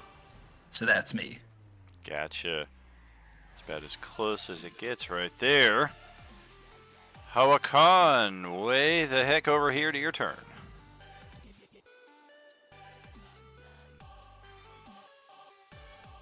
Looks like our Class C's missed out on their initiative again, too. They should actually have gone between Kadar and Thunderfoot. So as Hawakan is starting to take his turn, first of all, what was the damage this round? I think some of these Class C's might just drop dead. Yep. This one right here, just to the south, C2, did not have enough HP to survive that. C8 barely has enough and bolts off in that direction. C7 made it up to the top of the wall, takes a lot of damage, and then runs away. C1 does some of the same, but with less hit points. The one that just jumped up next to Nyx, thanks to Kadar shooting it those 2 times right there, it does not have enough hit points to survive this, so it is done. C4 likewise got right up next to Greg and then jumps off the wall and hauls ass. Rest of them, they can survive. I'm not even going to bother to track. Looks like all is clear here on the eastern front as Hawakan's turn comes to the top of the order. Yeah, Hawakan's thinking to himself, I've never seen undead run away before. This is not good. Short of maybe a turn undead, but yeah, I don't know if you've ever seen one of those either. I have not. Interesting. So, I mean, it's good, but it's worrisome. I do know that Reginald's still gone, so I'm gonna start making my way over that way to see if I can figure out what's going on there.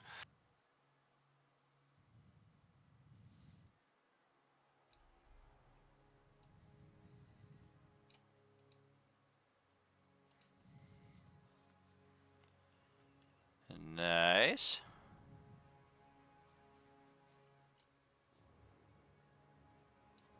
Move and dash, and that's it. All right. That's over to Sam's turn. You're up.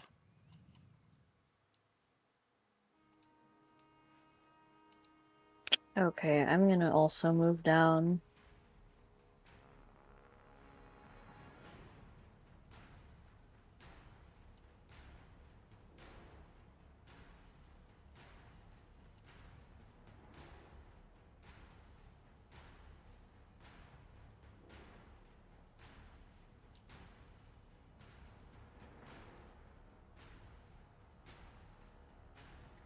Am I able to hit orange class B17 from where I'm at?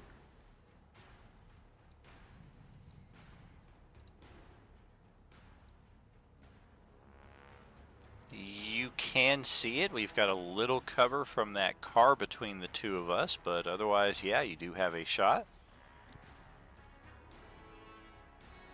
You know what? I'm gonna hit him twice then with my bow. Let's try it.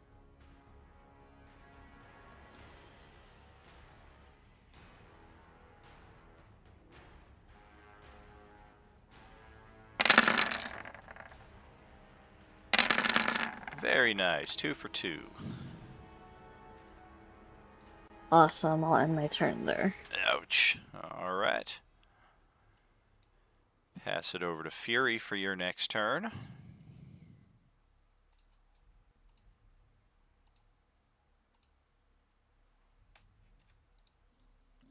Alrighty.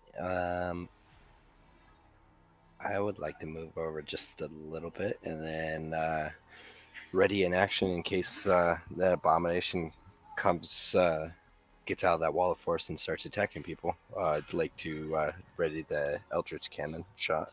Okay.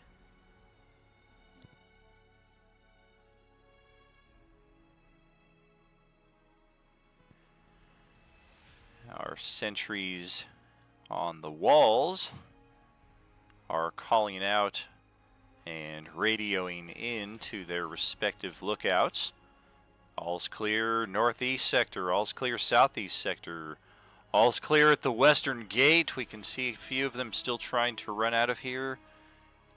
Tina's no longer with us. Couple laments over the radio as we take it to the top of another round. How much damage we take in this round?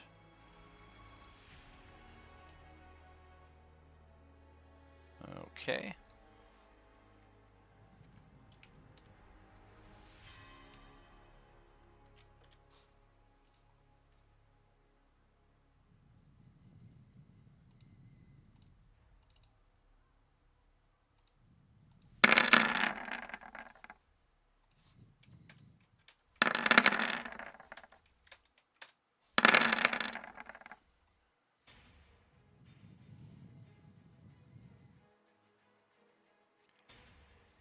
It's only that fourth attack that does not do much of anything. The rest of these all deal a fair amount of damage to the pavement, and the original 3-round estimate might be getting trimmed down to 2 if it is this effective next time. It's already starting to kind of worm its way over in this direction as it's starting to kind of pound through at a bit of an angle.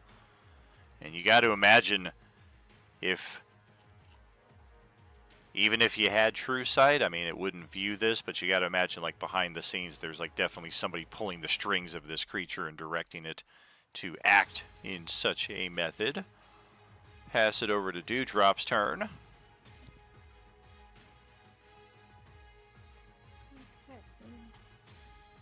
Wow. I was just, like, kind of looking... Oh, I think your microphone is elsewhere. Yeah. Because I move it up every time I yell at the dog, because I'm like, if I accidentally touch the button, they're just going to hear me yelling at the dog. I like push it up and then I forget I push it up. Yep. But yeah, coast kind of looks clear from my perspective, so I'm just gonna like kind of fly to check in on Eno and see how she's doing. Like, are you okay? That was a little too close. They've never actually breached the top of the walls before. Yeah, that was crazy. Like, I was not expecting. That was weird. Do you know why they all ran away? What is it that was hurting them so consistently? It was like a rain of holy light. I don't know. I've never seen them just kind of tuck tail and run. That's weird. This whole thing has been really, really weird, right? She goes and reaches for a little flask of giggle juice that she keeps at her side, and she shakingly uncorks the top. She's like, "Yes, it's been a day." Okay, so that was 5 feet of my movement. I will use some of the rest of my movement to fly over here and take out Chris and Shauna. See how they're doing, how they're holding up. There's some startlement from the tent as you get up next to it, but as they realize who it is, they just are all kinds of questions. Is everything okay? What's going on out there? Is anybody dead? Are we dead? No, we're not dead. We're like totally alive. So like you don't even have to worry about that. We're so good. Someone that's not so good though, what was her name? Tina? Oh, Tina. Tina. The sentry, yes. Yeah, she did not make it, dude. I'm so sorry. Damn. Okay. If we lost one, I suppose it could have been a lot worse than that. Is it over? It looks like it's about to be. They just kind of like left. There might still be some in other places of the encampment here. But from what I can see over here, we're okay.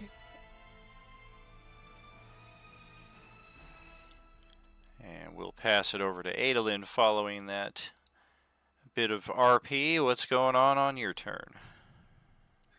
All right, I read Forbiddance very carefully. You can't teleport into it, but it doesn't say you can't teleport within it.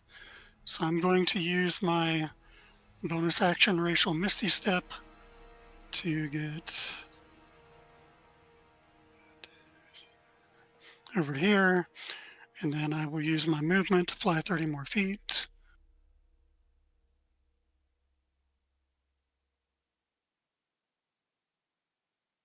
And now I should be able to see Sir Reginald. And assuming I can, 45 feet away. Yep, I will drop a guiding bolt on him. Okay. And I assume he is a D, so it's going to be big.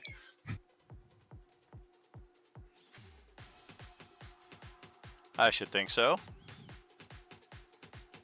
All right. And I'll just hover there and look around at the others. Celebration in the west is a gulp in the east as Ilyana feels a bit of disappointment from somewhere inside. I mean, like her heart, her head, like everything's just. Ugh. Come on, one thing. Okay. Oh, sorry. That was just a little interjection there. It is the orange's turns. They're gonna hustle out of here.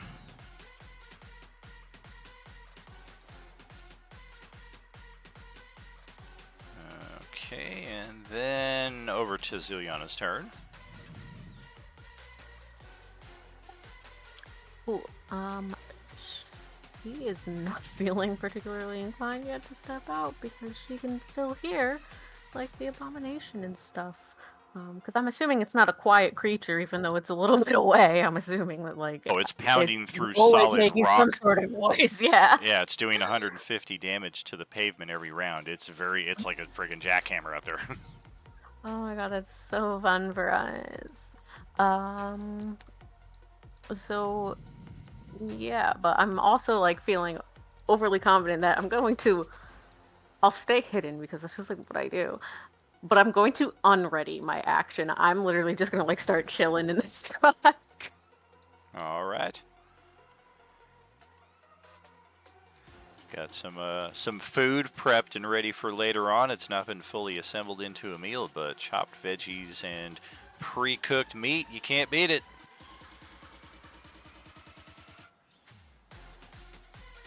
Over to Grix.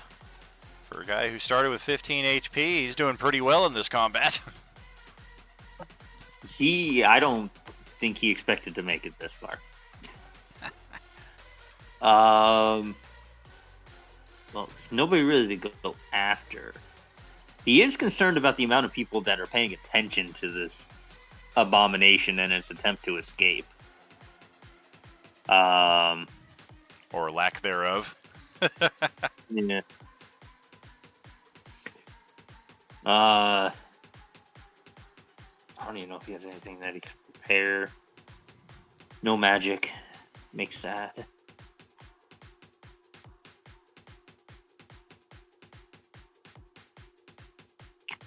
I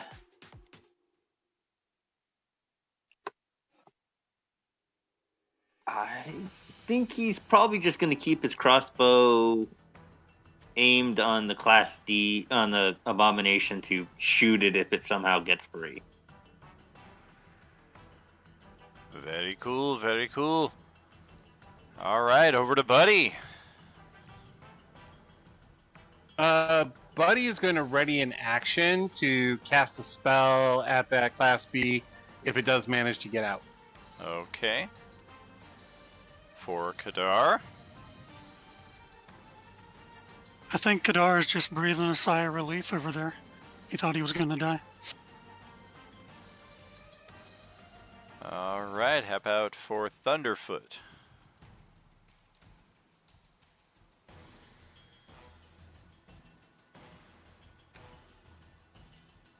I am going to heal a little, because I can do that now, right? That effect is gone. The effect is gone, so yeah, if you have any potions or anything like that, you are able to restore. And then I will, I guess, just stay where I am, keep an eye out for anything else coming. Lester looks Keep over an eye on that abomination. at the wounds and the blood seeping down your body, and he just puts a hand on your shoulder, and he's like, bro, you saved my life, man. If you had not been here, and he looks over at the exploded top of the opposite tower, and he's just like, fuck, man. Thank you, man. Thank you. Of course, I only wish I could have done more, or saved your friend. J-Man, over to you. Get that HP back for Thunderfoot while we're proceeding along here.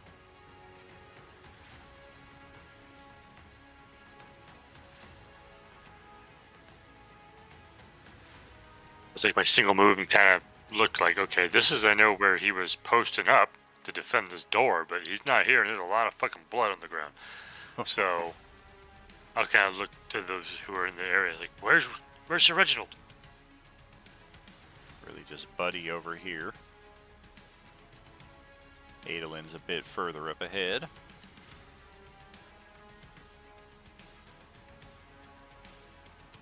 You're free to respond.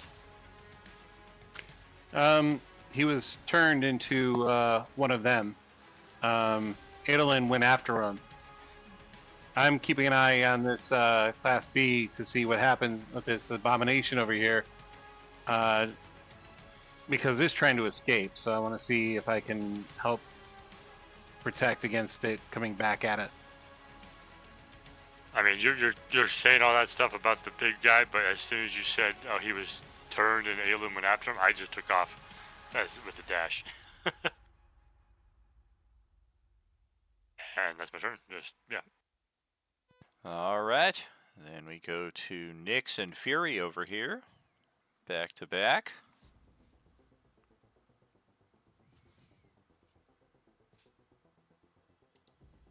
We can't hit the abomination, right? I just want to double check on that.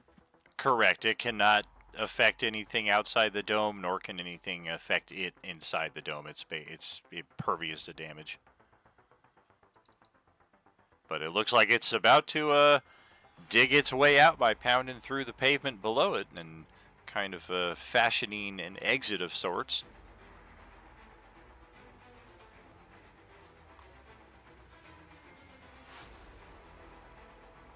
Okay, I'm gonna check on these guys over here in the tent as well. I'm gonna check on Megan, Nicole, and Angela.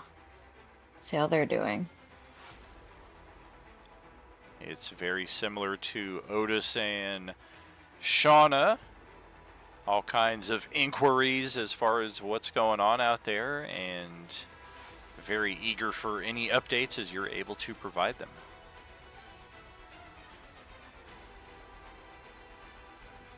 I don't know what's happening, but do you guys need anything? Are you guys okay? We're okay in here for now. They haven't gotten inside the walls, have they? I mean, not all of them, but they're gone. It's okay. They're gone. Are you guys hungry? I still have hot dogs. They do not appear to have any appetite right now. Okay, well, I'm gonna end my turn right there. Alright. Let's move on down. Fury's turn is next.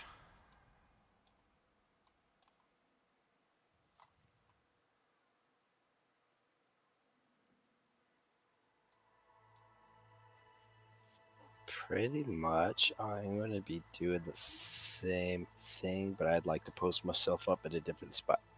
Okay.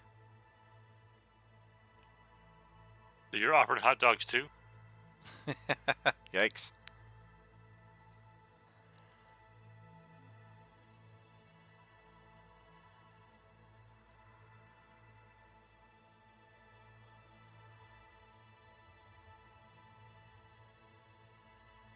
Getting on top of a super ramshackle roof there. Yeah, everything was starting to lag there for a moment, trying to get on top of there. Gotcha. Alright. And I'll raid the, like I said before, just in case it gets loose and tries attacking somebody. Alright. But there's nobody over there to offer hot dogs to.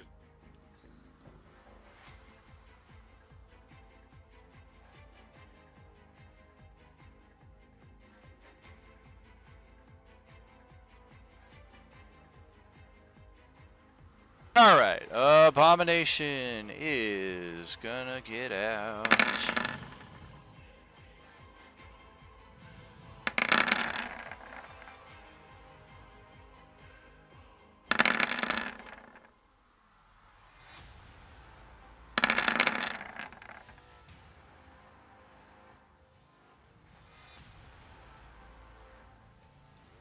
That's it right there. Takes 7 attacks before we break free.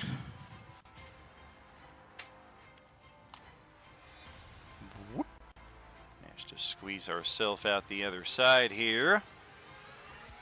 And then we are going to the races. Oh damn. Okay, the force is in the way, so I can't shoot him Exactly. like I wanted to. I was waiting for all the readied actions and then the oh shit. However,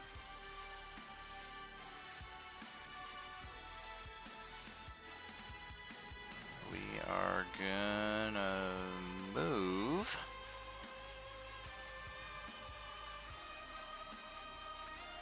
in this direction. Now you got an open line on it, as does Fury. Ooh. And I think Nyx had her ready to action. Or no, she's over in the tent. So yeah, I think it's just the two over here.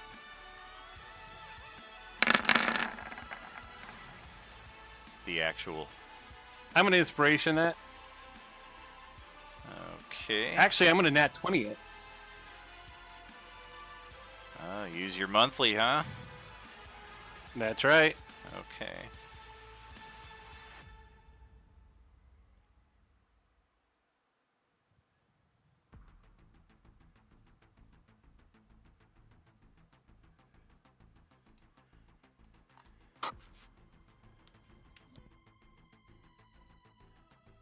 Fury, have a ready to action, because I'm still moving here. I had said that it was in case it attacks somebody, so unfortunately, no. Gotcha.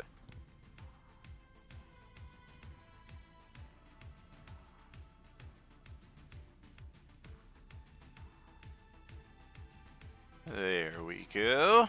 Get our extra bit of movement right there.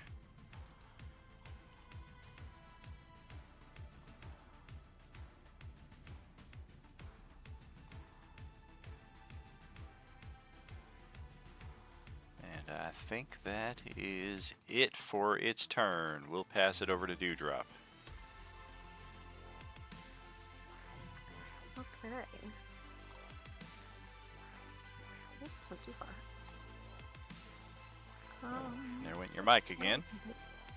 Oh, damn it. Fuck me. Okay. It's I'll been be honest, a the week. dog. It's been a week. It has. It's Monday, only but it's been a day. week. Yeah. For real. I am going to use my movement as well as my. I think I need a bit of my bonus action dash to get there. Yeah, I would, because I'm gonna go check on Julie. Now I'm gonna. Why will it not let me move my thing? Hold on. There's screaming coming from Julie's tent as you make your way down there, because she's got a clear line of sight to the abomination stomping over in her direction.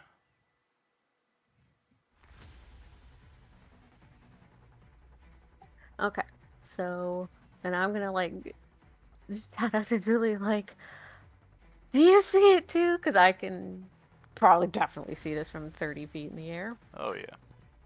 Yeah, I'm gonna be like, do you see the big thing too? Just screaming and pointing at it. Okay, so yeah, all right. If you want to kind of move up towards Kadar, and I can't remember what name Nyx gave to bullshit, but I'm gonna call her that instead of Nyx. Head up towards them. You'll probably be a little bit safer.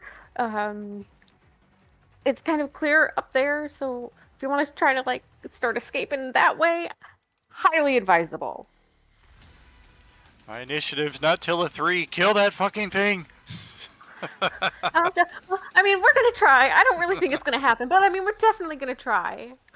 And then can I use my like? Am I like in a tree? Kind of? Is it a bush? A tree? Teska say. Yeah, 30 feet. You're probably floating at the top of the tree or thereabouts. Okay, well then I would like to use my action to attempt to like hide as much as I can in this tree. At least partially abscond myself at the very least. All right. So I am now a branch. I will just kind of try to stay hidden up here. And yeah, I think I'm gonna end it right there. Perfect. All right. What's happening with Adolin? Way the heck over here now. All right, Adolin is going to burn his natural 20 for something different. I'm going to burn it to make a charisma check to yell at that thing and say, "Hey, I'm the one you want," and try to draw it back to me. Alrighty. I am pretty certain you don't even see it. Oh yeah, 100 feet away. No, but I know it went away from me, so That I'm is going to try to correct. call it back. You do not hear its turning in response, but it's also not its turn right now.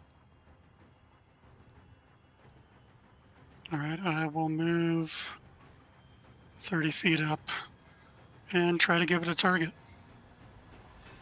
Alrighty. If I can, I'll turn to Helican and just say, your buddy's over there on the ground. Bring him back.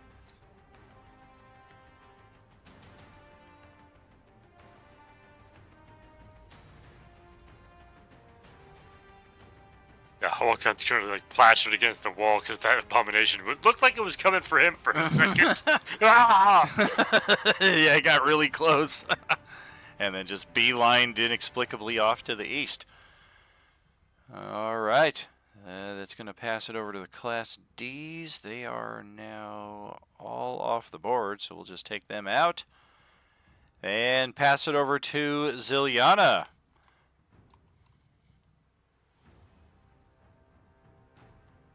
Okay.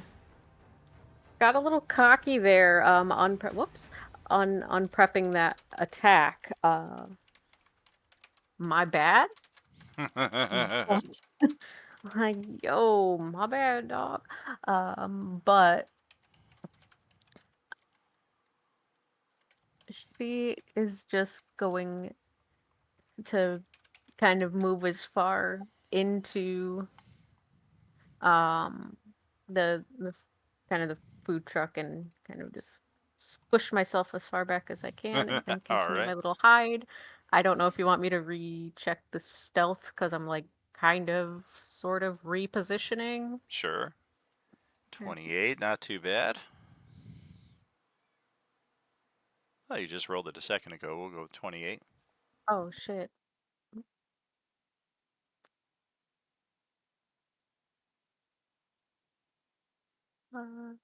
Okay, and then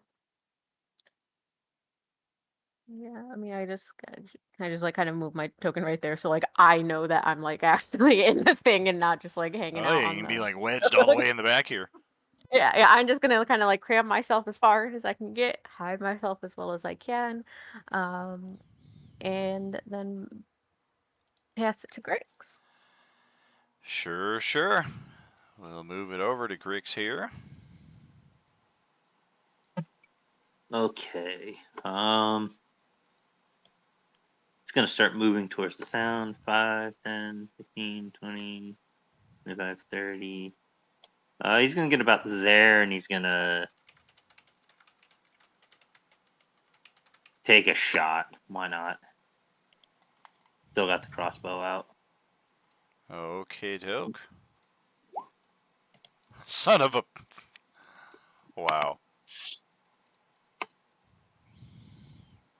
Started off so strongly and then natural one. Yeah. One. Oh my god. Womp Well, he's gonna drop it and be like, "Well, that's useless." This stupid thing. Don't know why I Yeah. ever paid for this.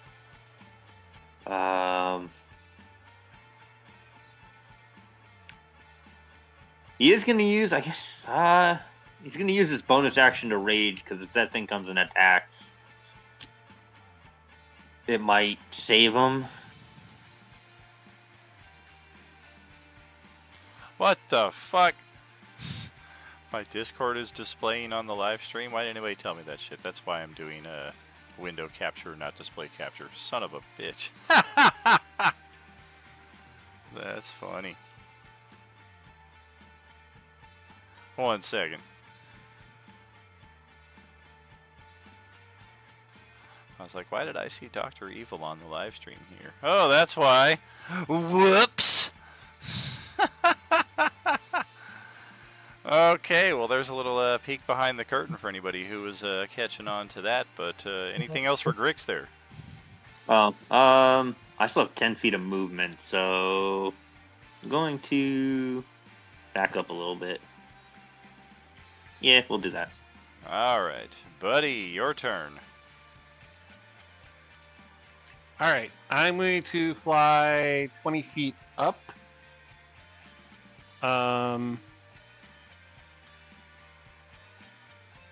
There we go. And I'm going to take another shot with my OC Produce Flame.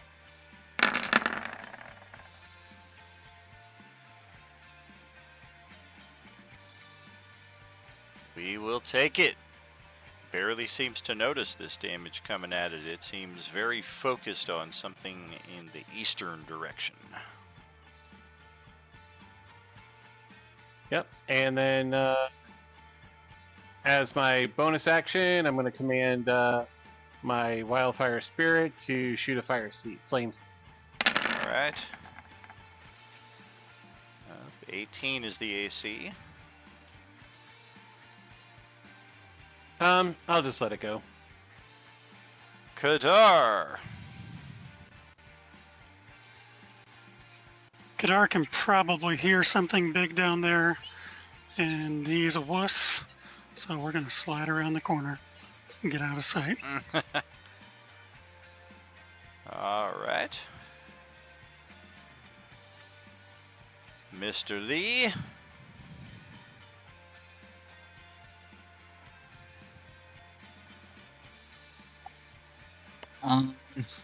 Okay, so I guess I heard Adeline yelling, "It's me you want," at that one, right? You heard him shouting off to the east in some direction, and then he flew off that way, yeah. Okay. So I am going to just spend my whole turn moving. I'm going to get down from this building, climb up on the other building to the south of where Adolin is. Very cool. And the map is not letting me be on top of the building here, but that's what I am. Correct, yeah. Just, center yourself there, and then I'll kind of, like, off-center you slightly like that. Okay, cool. And we'll put a little 20-foot elevation marker there to also indicate. And that's my turn. All right, Hawakan, your turn.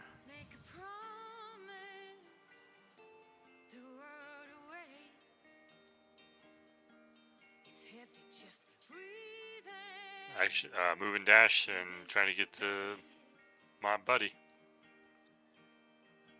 Are you able to see his name tag here just off the map? He's another 10 feet away. I can see it on the stream, but not on my page. Oh, gotcha. Well, you'll be able to see your name tag once I move you off at least, and you're right next to him, assuming you have that extra 10 feet of move. No, that's exactly what I could get with 60. So. Oh, gotcha. So you can still see him just up ahead there. All right. Let's that's it. Go back to Nyx and Fury over here on the east side.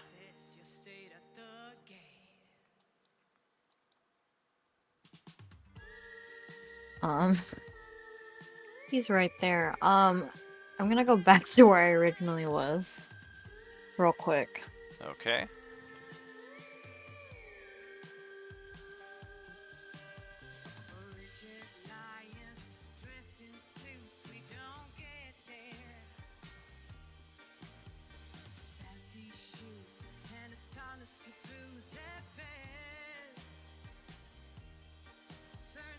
Okay. And I'm just gonna shoot the abomination twice. Okay.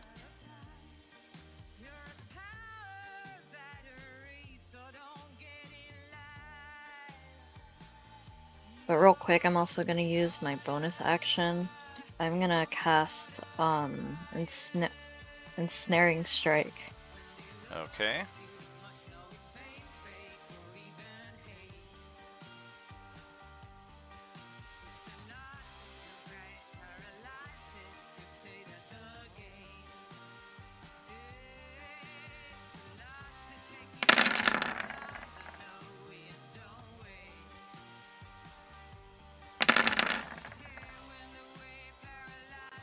Wow.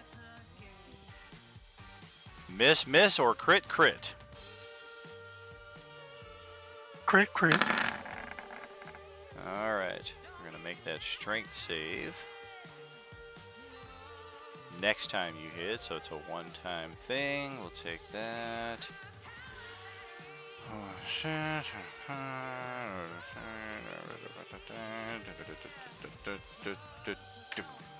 Okay. And over to Fury, your turn. This thing is very close now. So with it looking, it's straight up looking to the east, correct? I mean, it's looking in your general area. It's kind of like it's got like 5 heads. Okay, so it's like looking around for something here. Yeah. Gotcha.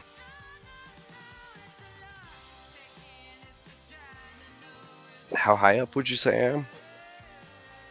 Probably 15 feet. Right about eye level with its dominant head.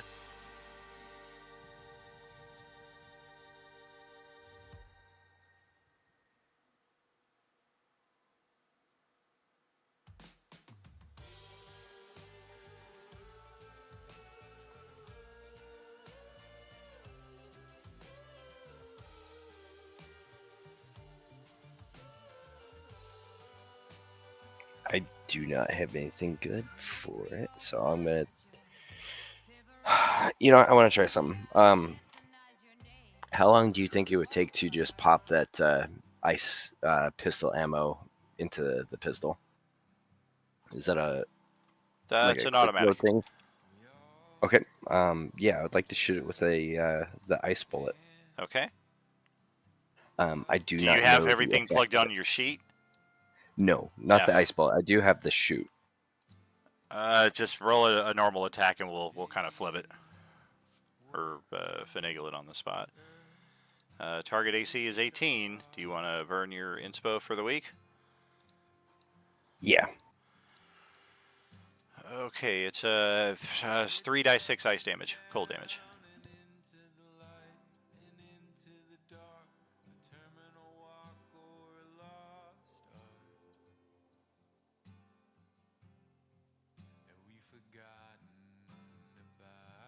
I mean, all right.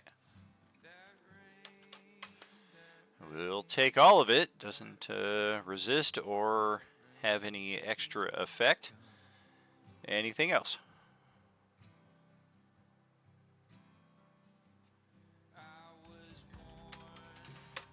Yeah, Can's gonna shoot it as well.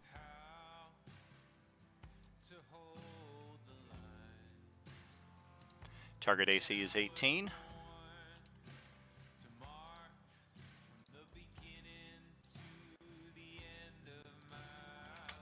And that should be it for me. All right. Those of our allies close enough to open fire on this thing, mainly Wu and Greg, do so with a fair amount of accuracy. Another 12 points of damage chipped off on this guy. How much damage am I taking this round? So far, this thing's down about 300 hit points and seems to show no sign of stopping. Alright, we will take it. Accidentally click our initiative just a skosh too far. And then we're gonna try. We're gonna see how this goes.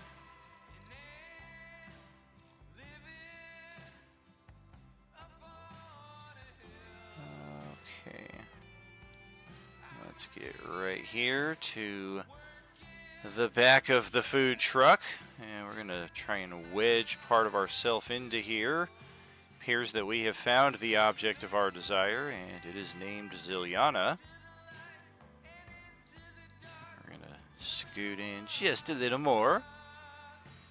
And we're going to go for a grab. This is advantage because you're a living creature, disadvantage because I'm squeezing, so that's an 11. We're going to try that again. That is exactly a 15, which looks to be your armor class. Yeah. You got All me. right. Looks like we've got the object of our desire. We're just going to pull her kicking and screaming right out of this food truck. 10 feet of movement. 20. 30. 40. 6 more attacks on this weakened section of wall that it seems to know exists right here. There's definitely something pulling this thing's strings. Now that Sarac has finally gotten his Verizon account up to speed, it looks like he's playing on the 5G playing field with the rest of us. Oh dear. That's going to tear right through that wall. And another 10 feet to get us more or less off of the map. Halfway there, halfway not. And we've got Ziliana thoroughly grabbed throughout all of this. We've got 4 more attacks, so let's try to put her squirming to an end at this point. Try a punch to the side of the head. 27 to hit for 25 damage. Who said I was resisting? Who said that? Oh, apparently, it's your natural instinct. Might as well make it 42 damage because it's going to squeeze you a little bit now for another 17. So 42 damage. Can I uncanny total. dodge when I'm in a grapple? Yeah, you can. Okay, well, You do have your do it. reaction. Yeah, we'll kind of use my uncanny dodge then on the first one. Sure. That's 1, 2, 3, 4, 5, 6. Go 2 more attacks here. It's going to go for a bite. 21 to hit. Another 18 piercing damage. Like it would have been 12 plus 17, 29, 39, 47 is the damage you've taken so far off of this with your uncanny dodge. Yep. And then it's going to scratch.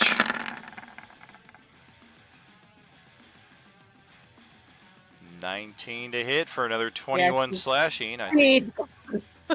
Yep, now it's going to get that free bite attack infection opportunity. And hit, so con save from Ziliana. Oh dear, of course. Can I inspo it? You can. You've not used it yet tonight. Need an 18 or better, though. Well, shit. Oh god, if that ain't me. And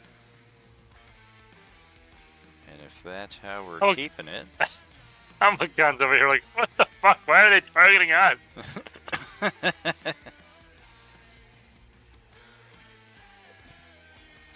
I burned that natural 20 and he didn't even flinch toward me.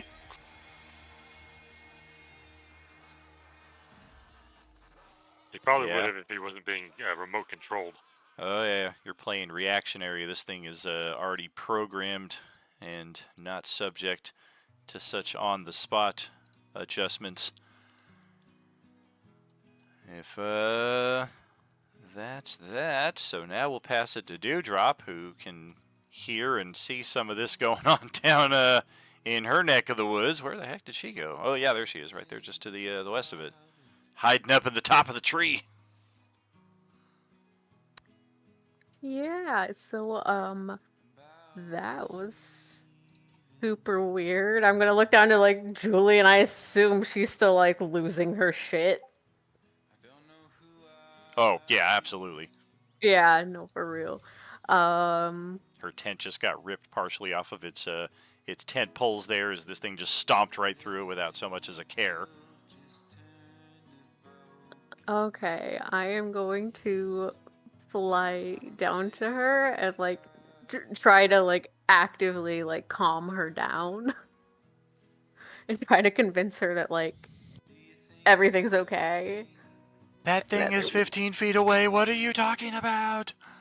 Yeah, but girl, it's leaving, and I think we should let it. How do you know it's leaving? It might just be opening the door for the rest of its friends to come in from the east. Given that all of the others kind of left too, I don't think they got what they wanted, which unfortunately was the lives of some of our friends. But at least they're leaving, and a lot of us are still alive.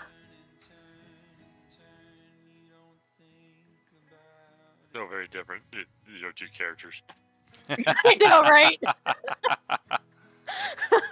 Very.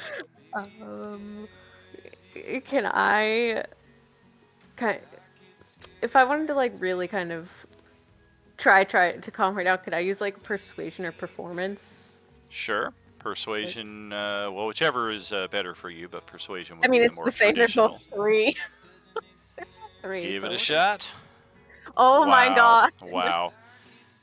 You guys hear the pump action of a shotgun being cocked there, and then Dewdrop's body just gets ejected out of the tent as a shotgun blast propels No, her. these people.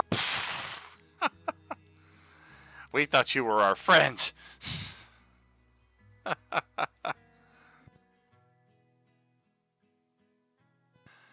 Oh, gosh. Yeah, suffice it to say, she is anything but calm after a natural 1 persuasion check. All right, and I think now is a good time. Can I do like one more little thing of RP with her real quick? Sure. I'm going to like look around both like my bag and like the ground and stuff, and just find like the coolest, awesomest, prettiest rock I can, and like offer to her like, "It's all gonna be okay, Julie. See?" And then that'll be my turn. All right, we are now going to use the first legendary interruption from the Class B Abomination, and use that to dash 60 feet without provoking attacks of opportunity. Vroom.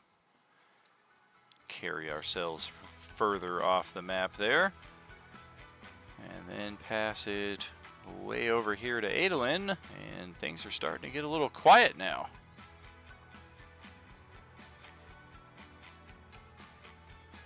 I imagine with a passive of 33, I heard him run away. The crash, smash, wall breaking, Julie screaming for dear life. Absolutely. All right, but I heard him run the second time too, so he is gone. Faintly, a bit more faintly, but yeah, you can definitely hear the legendary interruption there. All right. Well, there's nothing I can do about that then, so I will action dash and get 60 feet to the west. Okay. And Zilyana is I cannot get through the gate. Oh, slide around through the north gate. I only broke the north side open. The south one is still actually closed. There you go. All right, that's all I can do though. All right, let's go Grix for your next turn.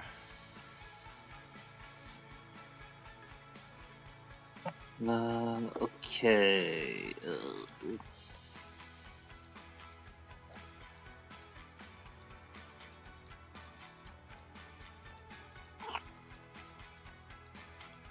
I don't think he's gonna do much of anything. He's not really itching to get into a fight.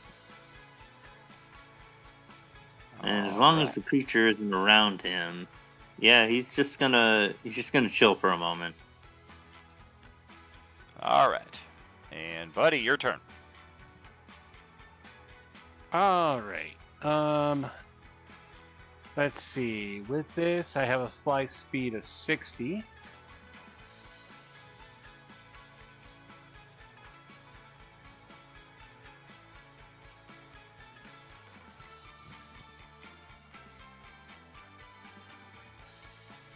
From there, how far away is that thing?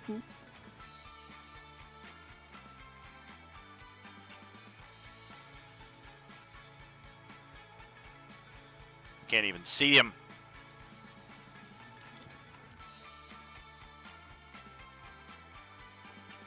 Oh, doggone it.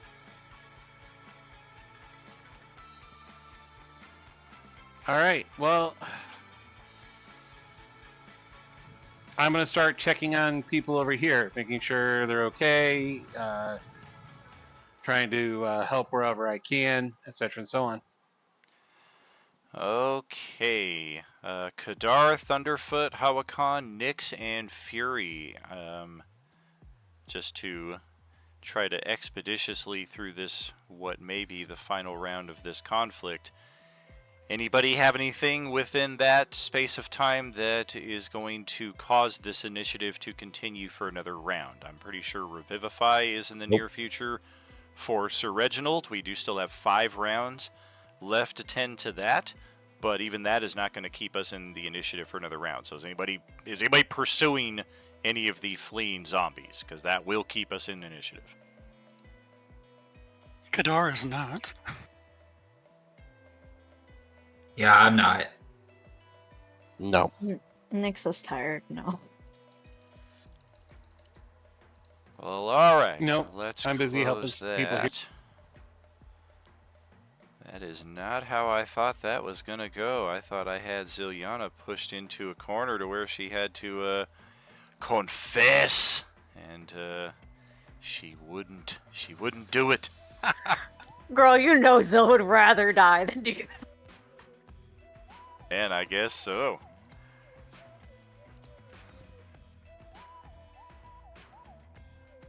It's funny that I'm how about kind of slightly less upset about Ziliana being taken than Reginald.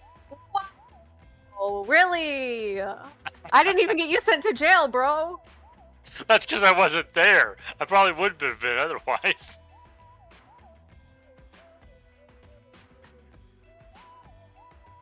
I said only slightly less upset. I'm still upset. Yeah, Reginald's slightly upset. That Reginald's dead? Actually, Reginald is coming back to life, but he's going to use the Phoenix down. Okay, good for him, I guess.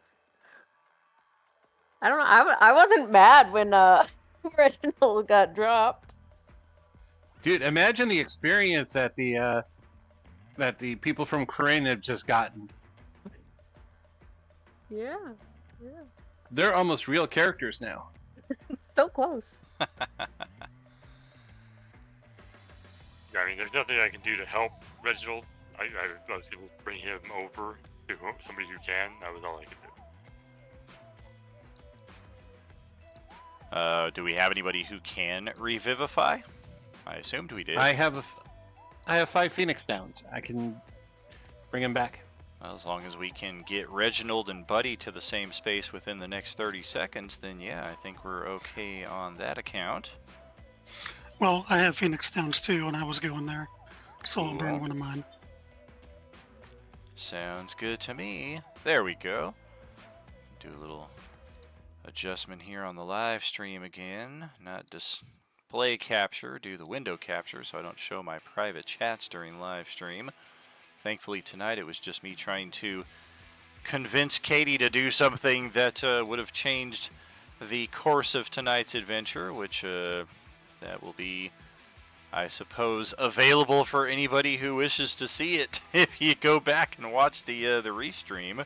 I'm not sure how much of it was caught, but I'm pretty sure most of it was. So you get a little indication of what was going on there, but even still, it's likely to just be like, what? I don't know what the hell that means. But for right now, we are in the aftermath of this combat, so what are we thinking?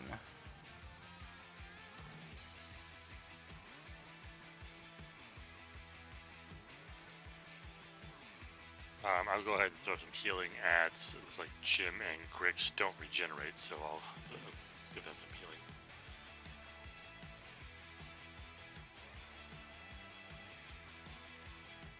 healing. Very, very good.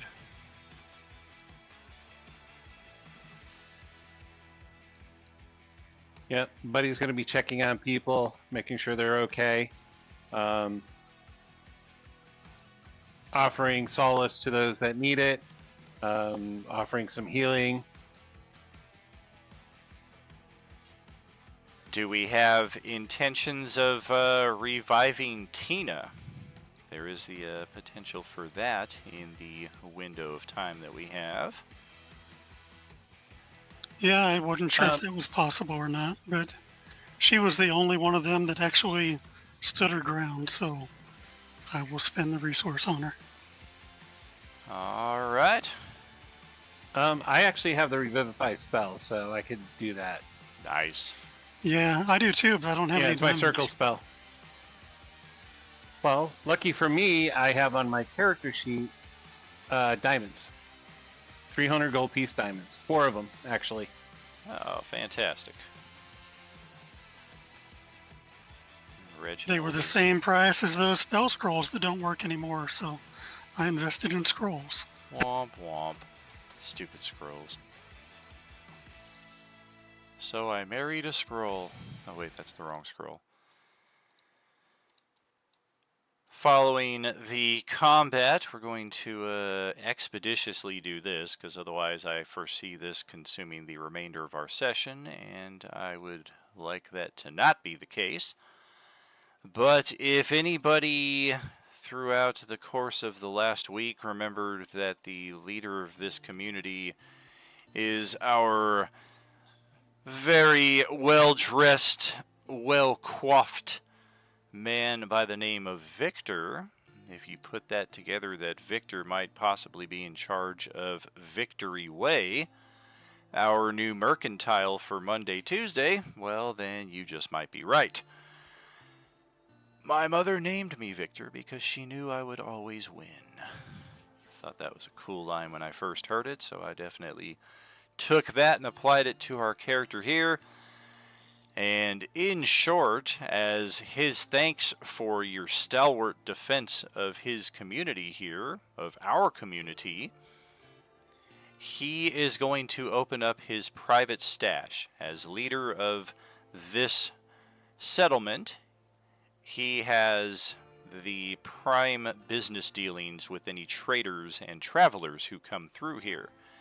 And occasionally we'll have access to magical goods that you won't likely find anywhere else. And we will be posting those details over in the Victory Way channel for Monday Crew starting hopefully after this session. If not, it might be a few days, but we will definitely get that posted up pretty soon. In short, all of the items from the player's handbook as far as standard adventuring equipment, you'll be able to find those. Any common magic items likewise are available for grabs. And then after that, it becomes a crapshoot. We no longer have all uncommons and all rare items that we can just kind of pick and choose. We do still want to use those spreadsheets that are posted in the mercantile channels because those will contain the appropriate prices for the items listed. But I'm only going to post the items. I'm not going to post the prices. And of course, when you're looking for those, they can be found in the spreadsheets. So you're going to get access to a handful of uncommon items and a handful of rare items. Every week, once this mercantile gets off and running, it'll probably be Saturdays that it resets. So you're going to have a fluctuating inventory on a weekly basis. As I was discussing with the Sunday table, I will leave this up to each table to decide how you want to proceed. For starters, your table and Tuesday table, while you do share the same merchant, you're not going to be sharing the same inventory listing. So you don't have to worry about somebody from Tuesday snatching up that item that you wanted. Likewise, Tuesday is not going to have to worry about somebody from this table grabbing something that they had their eyes on. Each table will have their own unique inventory on a weekly basis. I am discouraging this from being a first come first serve basis because some people are more active than others. Our work schedules are all different, and depending on the time of day that I post it, because it's a Saturday, any number of us could have any number of things going on. Just those examples alone I feel are sufficient for first come first serve to probably be not the ideal way to go. We may also want to work in a system with each table where, okay, so-and-so gets dibs on the first primo magic item that comes into the inventory. And if they want it, great. If they want to pass it to the next person who's got the highest initiative or the highest roll, however we want to settle this, that's totally fine. And then when next time the magic item comes up for grabs, whoever had that top spot is back at the top again. Once they claim it, you move it to the next person, just to kind of have some kind of cycle, some kind of shuffle going in that respect. And then of course whatever gold pieces our characters have access to likewise will play a factor in what we choose to purchase, choose to let go. Again, we don't have a definitive inventory right here and right now because I don't want that to consume the remainder of tonight's session, but just know that the Mercantile is officially back open now with Victory Way. It is located here at the Fulton Market District, and more details to come on that, especially for our subscribers who can summon to the field. We're going to have a similar feature, only slightly twisted narratively. It's going to be the same action and what have you, the same mechanical integration, just narratively different.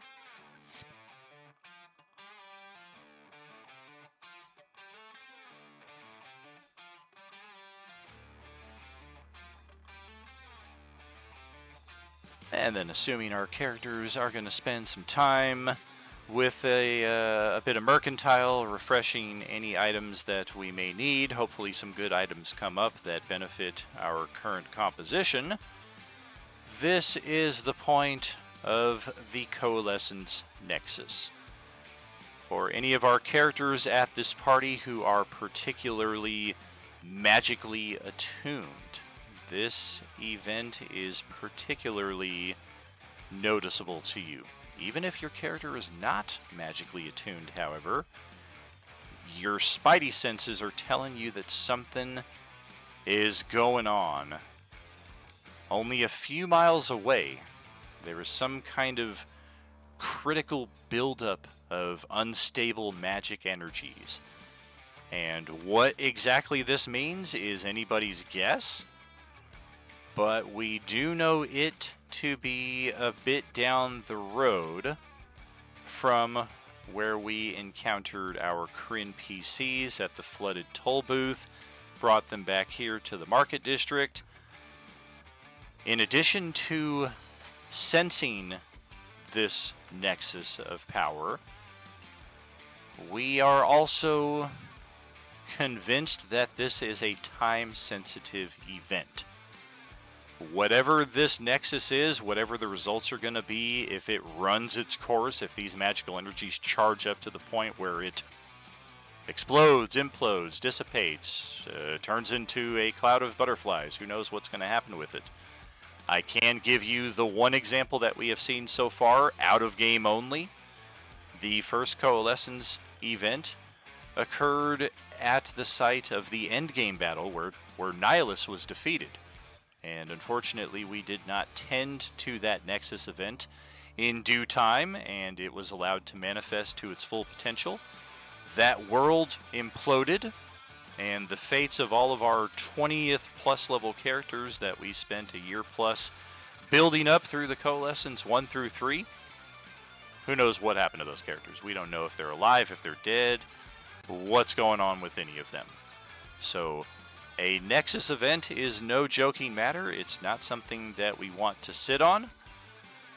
And I will leave that revelation with all of you. It's been a very big day between the Cardathi wave, the Force powers, the Yuuzhan Vong treachery. That all happened earlier today. And now we're getting afternoon, 2 p.m.-ish around there. And now there's this Nexus energy that we don't think it just all of a sudden sprang up like right now, like somebody cast this or it suddenly the fault lines converged at the right point and now all of a sudden this Nexus exists. It's just that now that we're able to kind of take a breath, we're not being harangued by endless swarms of bee zombies, there's not a bunch of Darakul trying to kill us. Now that we have a moment to breathe, we can sense this distant force happening right around here in this hex.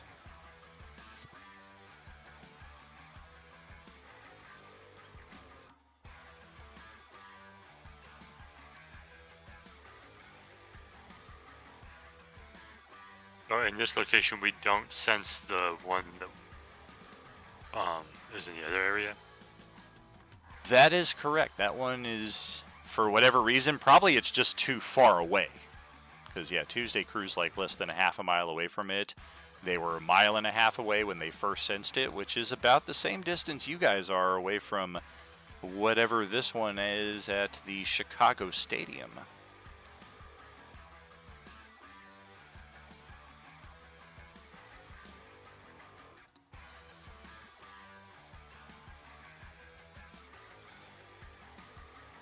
Adwin will start handing out various potions of healing to people who need them and just saying, we've got to go.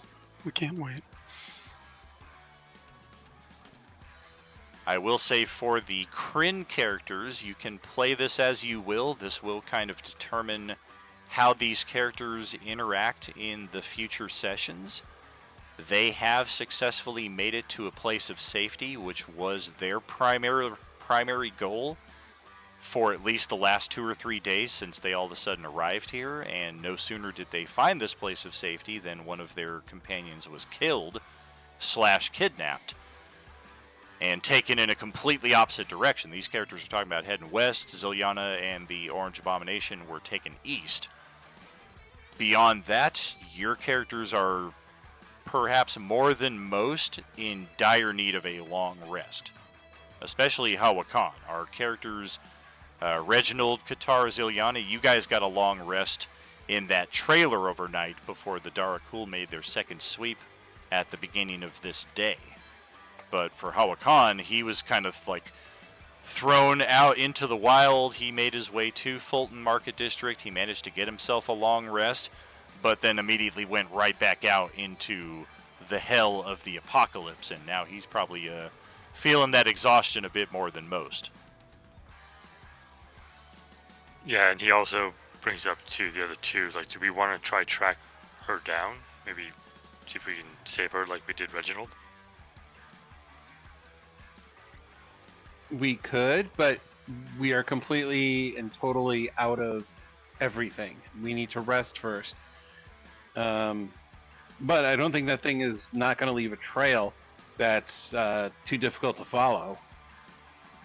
Well, yeah, I mean, now that she has become one of the undead, there's no real time restraint. We can just, as long as we can find her and have the means to fix her once we can drop her again. Yeah, let's make sure that we're well prepared, and then we can go out after. Yeah, Kadar has no problems with sticking around for a rest. He probably isn't too keen on even going back out, but he might. They have items here that we can try to purchase, try to trade for, that could make us much more effective in combat. Yeah, well, we gotta be careful, because they chose the lyre and the broom that died. Some of them don't last, I guess.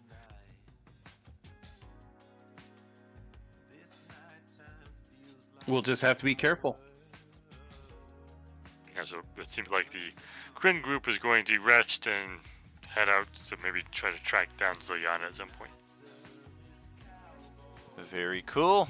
That will place them back off of stage right for the next however many sessions while we focus more on our primary activities, but we do know that the Kryn crew is present here in this realm, and it's not just a throwaway addition. There is a very major tie-in with this group and the Agent Orange Apocalypse itself, which we saw a great deal of develop tonight. We just, out of game and in game, really don't know what the heck happened and why that happened.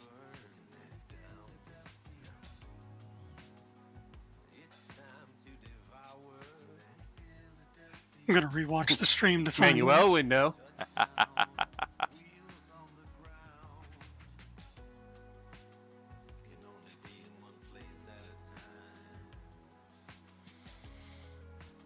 Are we going to try to get a short rest, or actually we already did that with Monday Crew last session, yeah?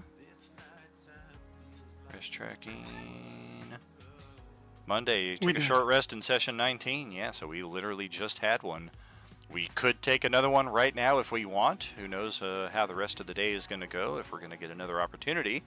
Otherwise, good a time as any to roll back out if you are so ready.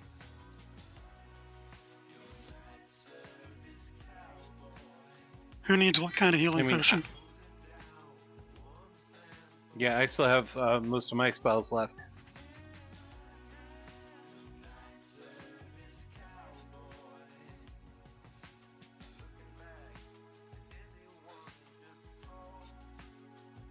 Well, alrighty. I think in the interest of this, we kind of got a random unexpected encounter that almost brought the house down. It brought a massive bunch of zombies to our home base. That was never part of the plan, but because of that, we are going to forego any random encounter potential for our next zone here, because if we run into anything here, there's a chance we might not get to where we need to be at the end of June.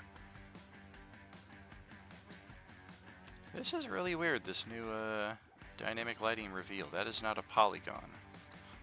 That's a very strange. How about if I... that gives us a little bit more.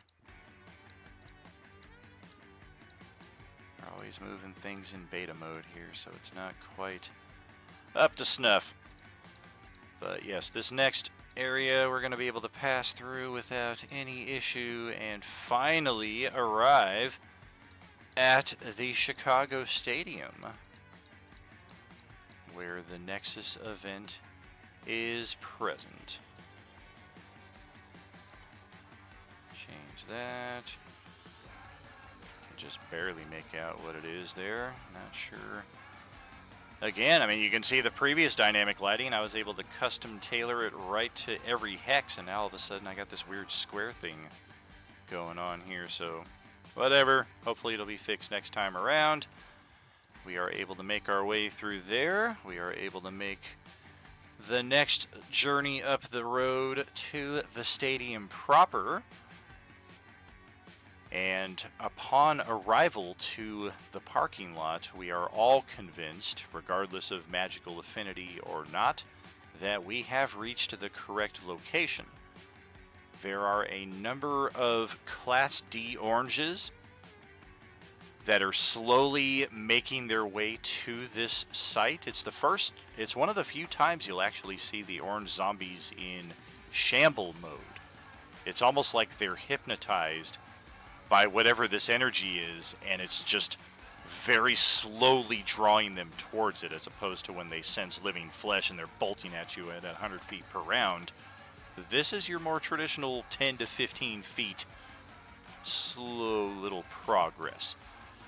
As these are Class D oranges, and as they are all facing away from us on our arrival to this site, assuming that we are approaching this with the minimalist level of tactics, we can forego any interaction, any bringing this onto a map. They're all Class Ds. We've got enough people who can damage them sufficiently to kill them in one shot. That will bring us to the entry concourse of the arena. And we are going to get just a sneak peek at this map. It's going to be pitch black, though, until I get all your tokens in place. Yep, it's all foggy, foggy, foggy. And let's sell that. Get you all placed in one at a time. There's Adolin. There's Buddy. Dewdrop, Fury, Grix, Nyx, and Thunderfoot. So all of you should be able to see pretty decently here. Interesting lines of vision. Is this really 60 feet? Nope, somehow some of us are seen like 5,000 feet away. My guess is that Adolin's vision is set incorrectly. Nope, it's not him. Which one of you guys did this? It's definitely not Dawn. His token is set for no vision at all.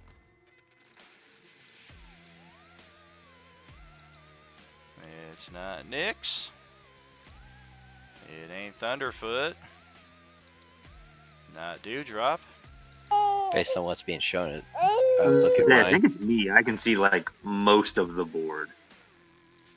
It might be a dynamic lighting Yeah, I setting. can see everything. Oh, there it is. It's set for daylight mode. So if I change daylight mode here, that's how. Yep, that's what happened. Whatever. What you guys were able to see were a bunch of Class D, Class C zombies. Nothing that we haven't tackled before. We do know that there are a lot of them out there. And that is going to be our cliffhanger going into session 21. Just a reminder, session 22 will be our final session for any of our tables for a solid month. Session 22 will carry us until the end of June. And for most of July, we're going to be on a community break. Hopefully that works out summertime for all of our members who want to take whatever time they have going on during the summer month or summer months. Hopefully that all works out. If not, is what it is. But it's been about 6 months for this GM since I've taken any time off here from Role Playing Unlimited. So that's how that's going to go. We're going to close this out, do our closing ceremonies, and pass this over to all of you for any thoughts that you may have about tonight's session.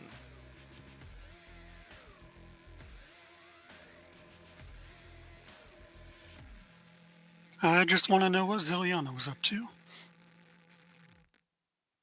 Don't even worry about it, baby. It's fine. I'll rewatch and see Daniel's screen. It'll be okay. Change this video to unpublished so nobody can ever watch it. No. Whatever it Well, was, it would have been stuff. it would have been fine if you hadn't accidentally shared Discord with the stream. Exactly, and that's I even said it to myself when I was doing the talking to myself when I was setting things up. I'm like, there's a reason why I do window capture, not display capture, but I don't know why it is. And that's why display capture shows everything that's on my screen. Window capture is literally just capturing that window. And sometimes my dumbass is just too focused in it, and I'm like, well, nothing else is ever going to pop up on that window. I only have Discord in the background for that. But when I pop into Discord for the once in a blue moon event, then all of a sudden that shit gets posted over to Discord. And yeah, I think we just had a lot more lurking going on than usual tonight. We didn't have a lot of interaction of anybody being like, yo, I see stuff I might not supposed to be able to see.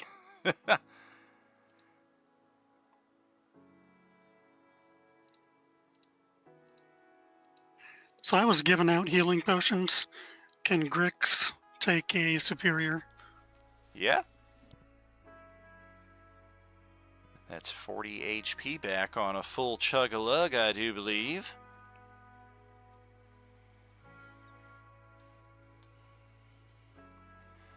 Great stuff here tonight. Definitely spent a bit more time on the side encounter than planned, but that did allow us to pull a bit more at a plot thread that maybe was not scheduled for right now. Always in motion, the future is. So we'll catch up with that 2 weeks from now. Next up is tomorrow night. Still in Corinne, Chicago, as our Tuesday crew very swiftly arrives at the Marina City Nexus, where we've got a bunch of different stuff going on there. So we'll check in with that tomorrow night, 6 p.m. Pacific. Role Playing Unlimited signing off, and as always reminding you, you know it, there's no RU without you, friends. Have a good night and much love. Night all. Good night. Good night, Night, everyone. everyone. Have a good one, everybody. Night.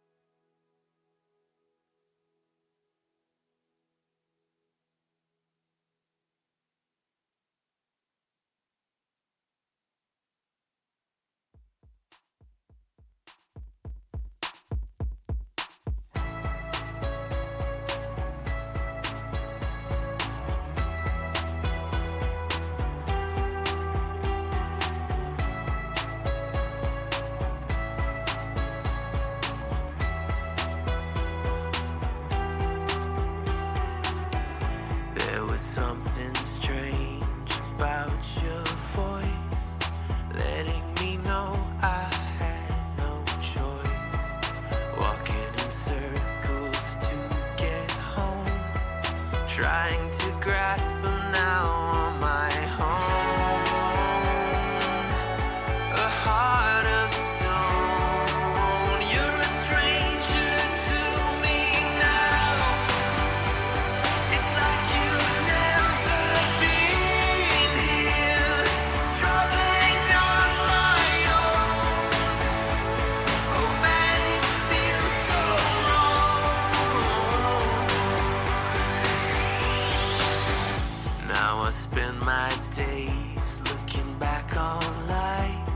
It all makes sense, you met this other guy. All my assumptions prove to be right, but I'm trying